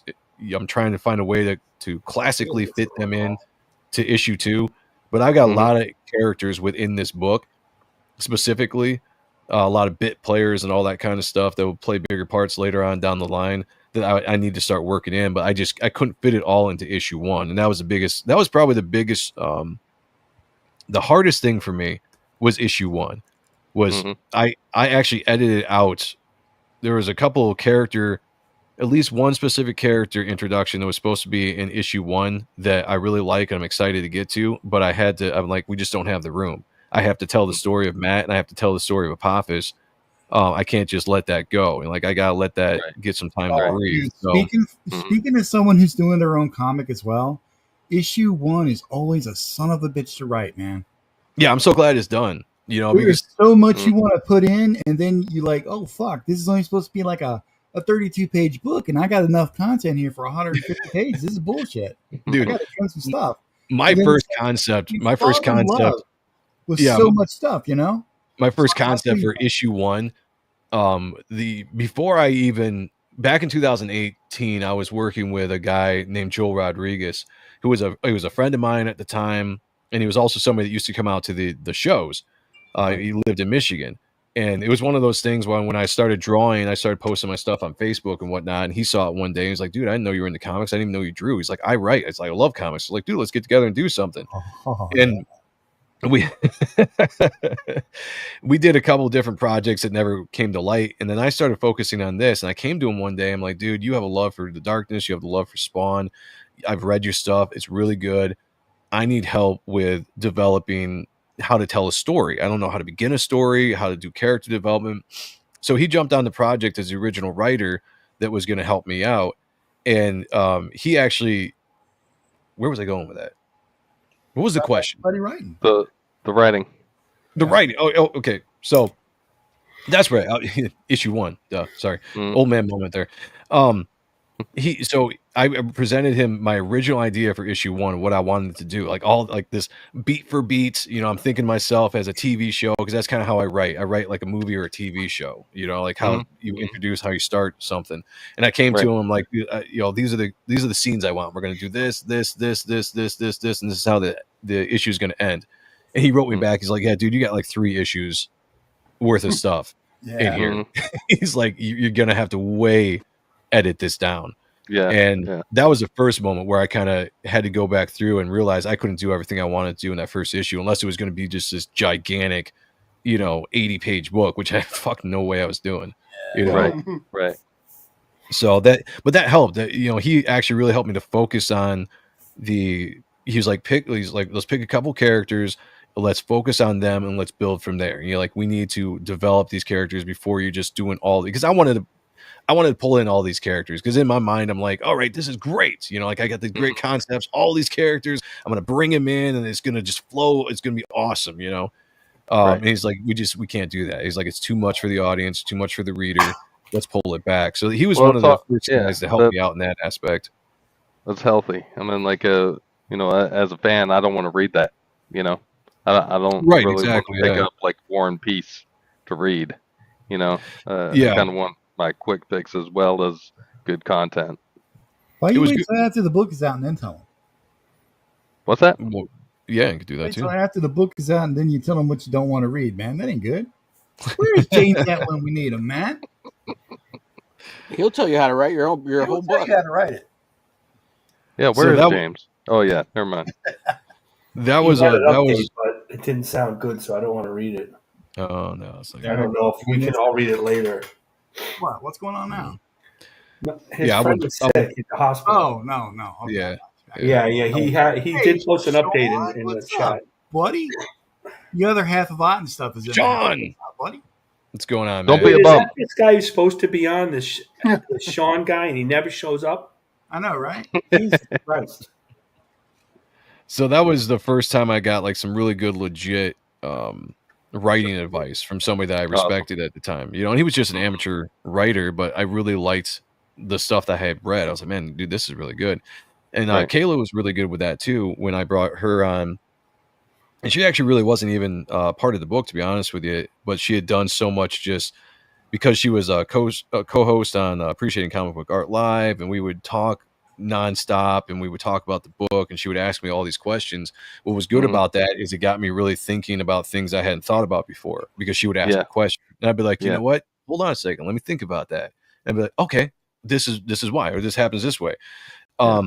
And she helped out so much on I would send her a lot of my writing because I really respected her writing style. And I'd be like, what do you think of this? And she would give me feedback and tips, or be like, what if you, said this differently or did this.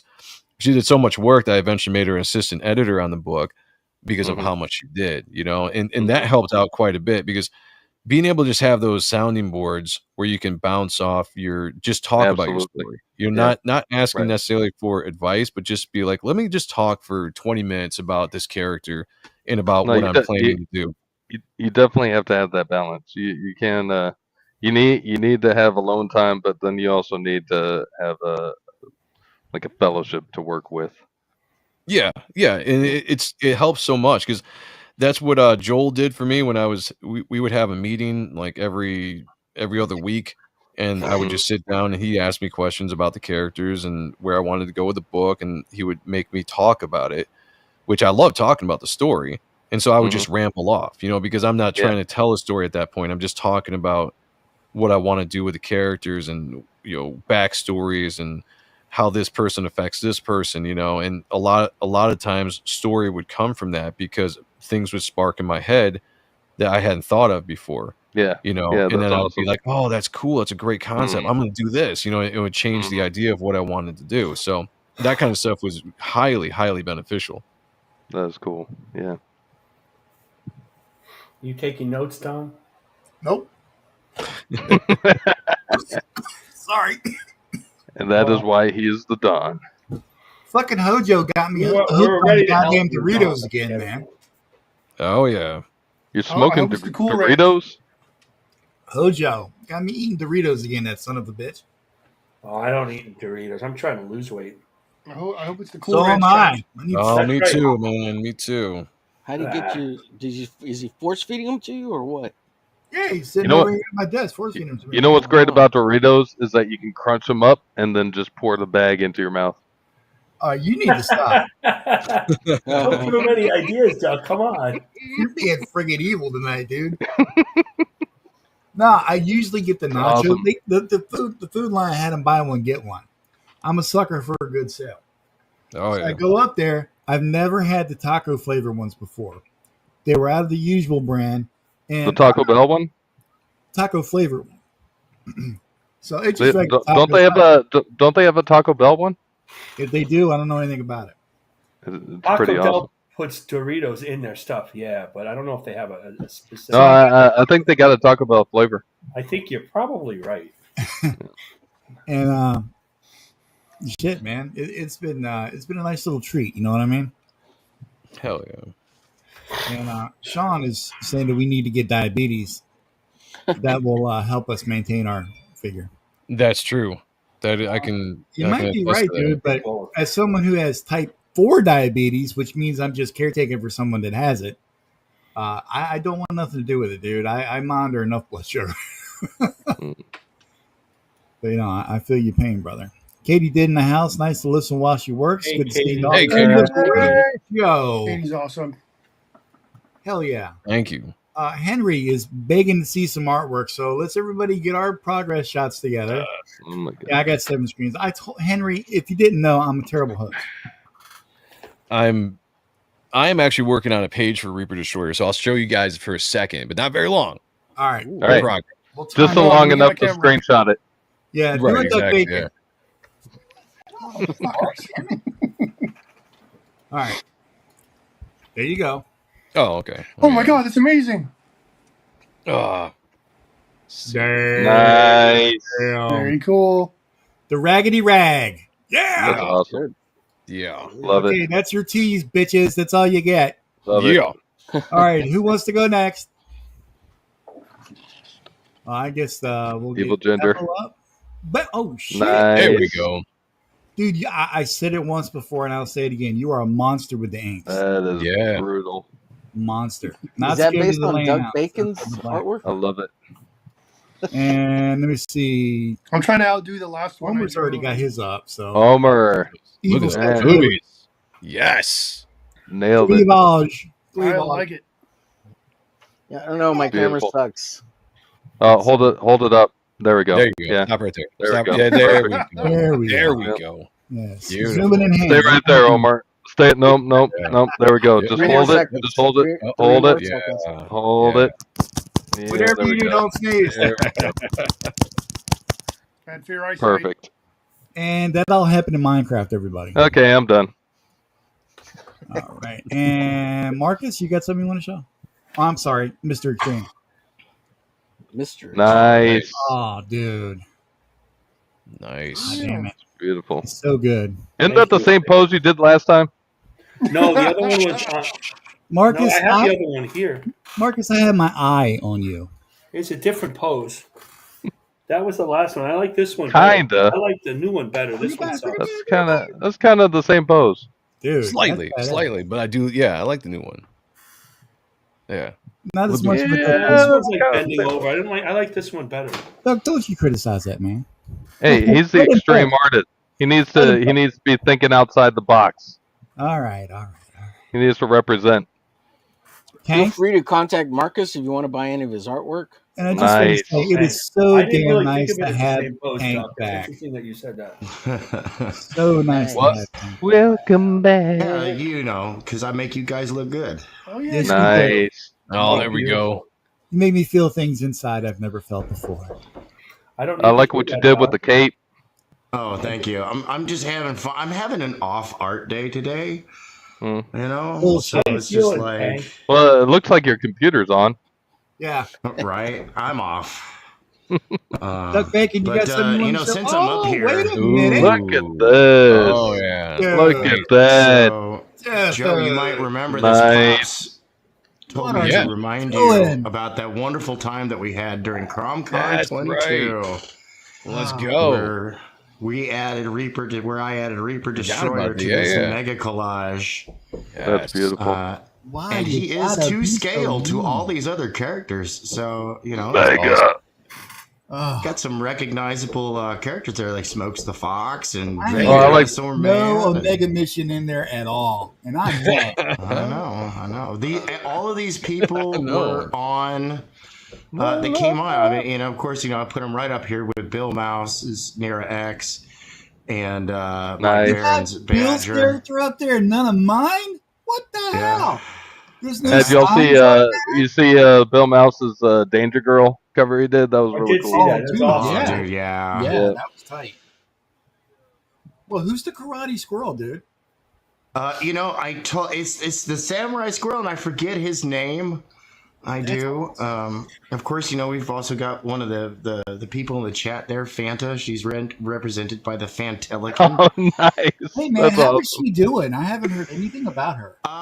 She's here and there, but her eyesight's just been getting worse and worse, and she's not having a good time with it. Fanta, So- we're praying for you, girl. We are. Yeah, All of that's us are rooting for you. Man, Pray with us. One of these days, I'll get around to inking this thing. You know what I mean? it's gonna take you. I hope so. I hope so. Right, a lot of awesome characters. Frog G, Six Gun Gorilla. I mean, like, Omega mission. right, dude. I even have this guy right here, this little guy in the background, Hatch, Glenn Fleming's Hatch. If you haven't gotten That guy Glenn had a Fleming's neat book. little thing about the time he spent with Jack Kirby, dude, that is such an awesome. It's a DVD. It's a book. It's absolutely incredible view into Jack's life. It's looking great. Anyway, but yeah, no, I'm just having a little fun here. I'm getting loosey goosey, getting funky with the cheese whiz, as it were. I did like this it. earlier over on Madness Open Draw. All right. Just- We're not gonna show you the whole I damn like portfolio. cheese whiz. I like cheese whiz Cheese too. is good. You ever have cheese whiz on Doritos? It's so good. Shut up. Don't mention Doritos Chicken anymore. I and just biscuit. closed the bag. What about bacon flavored cheese whiz? I love bacon flavored cheese. What about Cool Ranch cheese whiz? You've The got to rich stop. cheese whiz on chicken and a biscuit. What about and just wrap that up in bacon? Mm. That reminds me, Joe was cool enough to let me dress up a cosplayer as his character in my book too. Oh, Yeah. hell yeah. That's as Like we the say hood. on the streets, balling. Thank you. I like the hood. Yeah, that's looking great, man. Thanks. I'll show the ass. Yeah. Hey, go back. There we go. There we We go. all know Joe's favorite part. Can I just say that ass slaps? Can I say that? Yeah, please. Well, as an out and gay pride man, prideful man, you sure can say that, sir. Absolutely. Totally I'm not confident. I'm still All in the between. confidence right here. My pronouns are hell and yeah. And My last but not pronouns are least, yes, please. Nah, I'm only got this part. That's tough, so. Damn it. What do you think so far, Joe? Oh, dude, I'm loving the hood on that. Yeah, love the rips in it, man. Beautiful. I don't do that very often because it's hard to do with the scale that I draw, but I've always liked the actual little rips. I was doing that a little bit in some of the cape in some of the pages. I only did it every once in a while because it was something I kind of started doing towards the end, but I'm digging that, dude. That's I sick. appreciate you, sir. And that check should clear in the morning. Okay, good. Don will have it done next month, no problem. Yeah, I'll post it earlier in the CT here. month. So I like Well, I just finished Kind of this reminds me Superman of from the Rips episode you've seen 2. Max comic. Dude, Oh you got yeah, something you want to it show? has a little Max feel. No, I'm saying the rips you did Oh, reminds me of something you would have seen in like a Max comic or some of the yeah, old. in my head, dude. That's Sam what I was Keith. thinking about the whole time I was drawing it too. Oh, Nice. Sam Keith. Yeah. Yeah, I I'm love the looking way for Sam which. Keith does the I'm rip. looking for which Yeah. page. I had Reaper Destroyer on here. I threw him in the background somewhere. Why would you throw a Reaper, prominent character such Reaper as that in the Destroyer. background? You dirty Because I bastard. got a lot of different characters that I got permission to use, so I had to slide them in somewhere. Invite the guy on here to talk about his character. Then you got to hear everybody in the panel talk about how he just put his character into the background. Yep. Bullshit, man. Mm. No respect. I think it's funny because he asked permission to use them instead of just using them. I know. He didn't ask Disgusting. permission. If you notice, Don, he didn't ask permission to use any Omega mission. Because Oh, we don't were. worry. I'm we keeping weren't score. friends then. I'm keeping score. You're all Yeah. going to my little yellow legal pad. You're going in where little black On the book. list. And, oh, now you want to show something off. Okay. I'm trying to draw. You want me to make you big. Oh, there we go. Reaper. How dare you with the ink Destroyer. splatter? Where's the Maryland police? Yeah, he's drinking the blood off the head there. Dude, when is I see you're getting some pages colored. When is Flesh Eaters coming out? You got a date? Very soon. They're finishing up the last few pages of Acted as Z2, and then it's off to the letterer. Just as soon as you get that done, I want to know about it. And Yep. then when are you going to work on foreskin eaters? I mean, Oh my Sons of bitches. lord! I saw That Roy book's in done. the chat. Joe's on his way out. All right, see you, Joe. It's nice. Every week this happens halfway through. I saw Roy in the chat saying he was working on his draw along. I'm really excited to see that. Oh, Yeah, dude, absolutely. that guy's amazing. Let me bring up the tweeter. I don't know. Arthur Whatever. Roy, I don't know.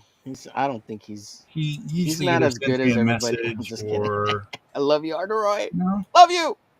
Love to have him on again if Don will quit blocking him. Oh shit! Yeah. Yeah, he makes us all look bad. Yeah. We can't have him on.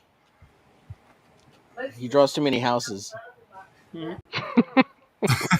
he's really good at drawing trees. What the hell, Roy? You didn't tag me or nothing? I can't even see it. You're gonna make me physically type in your name and go to your page? Hold I on. don't know if he's posted it yet or Well, not. sometimes he tags me because I'm extreme. Let's see. Yeah, you guys are buds. We're bud buddies. You and your friendship. Roy. It's disgusting. Oh, he hasn't done anything. He hasn't posted it yet. Yeah, I just saw him in the chat. He said he was working on something. Work faster. You He drew was working 5 on his Superman draw in log. 2 minutes on our show. Oh yeah. Yeah, dude is. Surely you can talk about it. Roy is incredibly sick. Mhm. He makes me sick. I have to say. To my Yeah, stomach. I can't stand him. He makes me so sick that I ask for his advice every once in a while. Mama Donna. Kayla says, "Hey, Mama Donna." Hi, Kayla. Everybody loves Mama. Hey, Donna. Mama Everybody loves Donna. Kayla. Yeah, it makes up for you. I love Mama Donna, bitch. I'm sure that's what he meant. Good in the hood. It's all good in the hood. So is Reaper Destroyer going to get his version of Robin anytime soon? Fuck no. I like how he put Fuck that. no.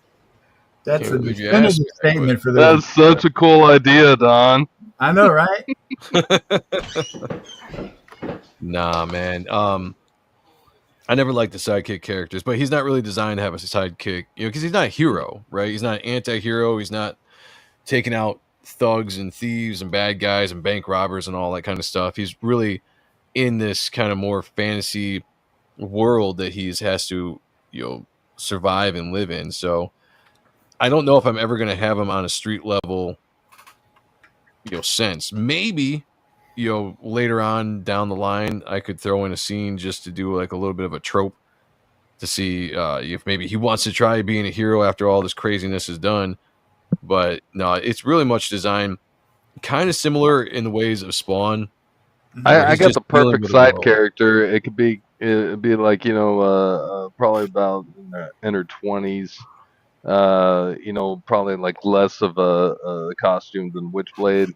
Oh, Lord. I'm You're right. thinking, and Yeah. there could be a lot of splash pages featuring her.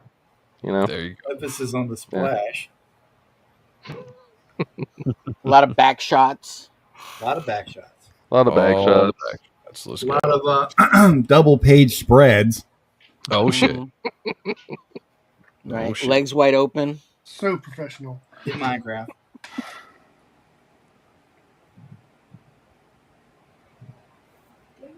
With legs wide I open. never got the picture for you. I'm sorry. We're discussing Angry Birds on the side panel here. Little Creed action. Legs wide open. Hell yeah. What's the smiley for? Oh my god. Sorry, Joe. I'm being a little too crass. Yeah. My virgin ears and everything, I'm sure you never heard that on the rock and roll set. Yeah, never experienced anything like this Mm. in my rock days. Completely unprofessional. About to say, we wouldn't be friends as long as we have been if you were easily offended. Yeah, that's a fact. Well, he was talking about keeping professionalism earlier on, and But this we're group? just a bunch of degenerates. Clearly, he wasn't talking to us. About Yeah, no. us, right. Not you guys. Professionalism in the look of a book, Oh, not necessarily how you act. He's only cleverly disguised as a responsible a adult. chick in the streets and a freak in the sheets. That's right. Just Back like Reaper Destroyer today. yes. Speaking of which, sign up sheet is live on Indiegogo. If you guys haven't checked it out yet, please go check it. And Sign up Peanut for Rabbit early Jack. rewards as usual. We have a great Brett motherfucking Booth cover on there, as well as an Oliver Isabedra cover that is just rocking. I'm That going to be dude. creating a cover at some point. It's going to be badass. So check it out. Sign up today. Dude, every time I see something from Oliver, it just gets better and better. Oh yeah. Him and what's that guy's name? Yevgeny? Am I saying his name right? Was he Russian? Yevgeny? Sokolov? Yevgeny? That YSA. Bane The picture. one the guy that did the Bane cover. Oh yeah. YSA. I can't YSA. pronounce his name either. Holy Yeah. shit, dude. He just is becoming such a monster, man. He like came onto the scene as a monster. Yeah, Yeah, I he know, did, but I too. mean, he's getting better every time. Yeah, he's someone that's improving quite a bit too. Again, fun to see these guys improve the way that they're improving, and a lot of these, there's so much talent out there. And it doesn't matter what age you are. I see guys that are older, guys that are younger, but just people that are getting out there and expressing their talent and getting it out there for people to see. And I love it. And I want to try to be a platform to show off that kind of stuff. I don't do as much shilling. Me and Sean don't do as much shilling on our channel as we used to do, but I would really love to highlight artists and give them a platform to show off their work. Well, we try to do that here. Well, we'd Yeah, be glad you guys to do a jump great on job. your show anytime you got a slot free. I mean, Yeah, Yeah, all you got to do is hit me up. yeah, I I'll was on fit that you too long on. ago. Yeah. And it's like, even if it's not, we've told people this before too, like if you're cool with us and we're cool with you, we like having you on the show, even if it's not shilling anything, if you just want to come on and I'll show. get it. Awesome. Who's this from World War Hell? I'll take that as an invite. Yeah, just hit us up. Hang on a second. If you follow the channel, you know what we do. We like to talk comic books and talk comic book art. Mm. Speaking from personal experience, being on a show is pretty awesome. It's a fun time, and it's a good Yeah. show. Hey, this is Yeah, pretty it's cool, been man. We just been got a a- message for World War Hell Dan. He's going to Dragon Con, and he bought some meta glasses for a POV stream. I think I figured a way to also stream with StreamYard at the same time. Dragon Con will be in August and September. And I was wondering if this works, would you like me to pop in your show? I'm going to be Hell jumping yeah. in between tanks and the other shows if I can. I will be doing dry practice runs on July 30th. Well, hell yeah, Dan. As long as your practice runs don't get too wet, I think we can squeeze you in. Well, you said they were dry. Yeah. That might be kind of rough. What the hell, Tank? You knew about this and didn't say nothing to nobody? Tank is remaining quiet. He's still not saying anything. Oh,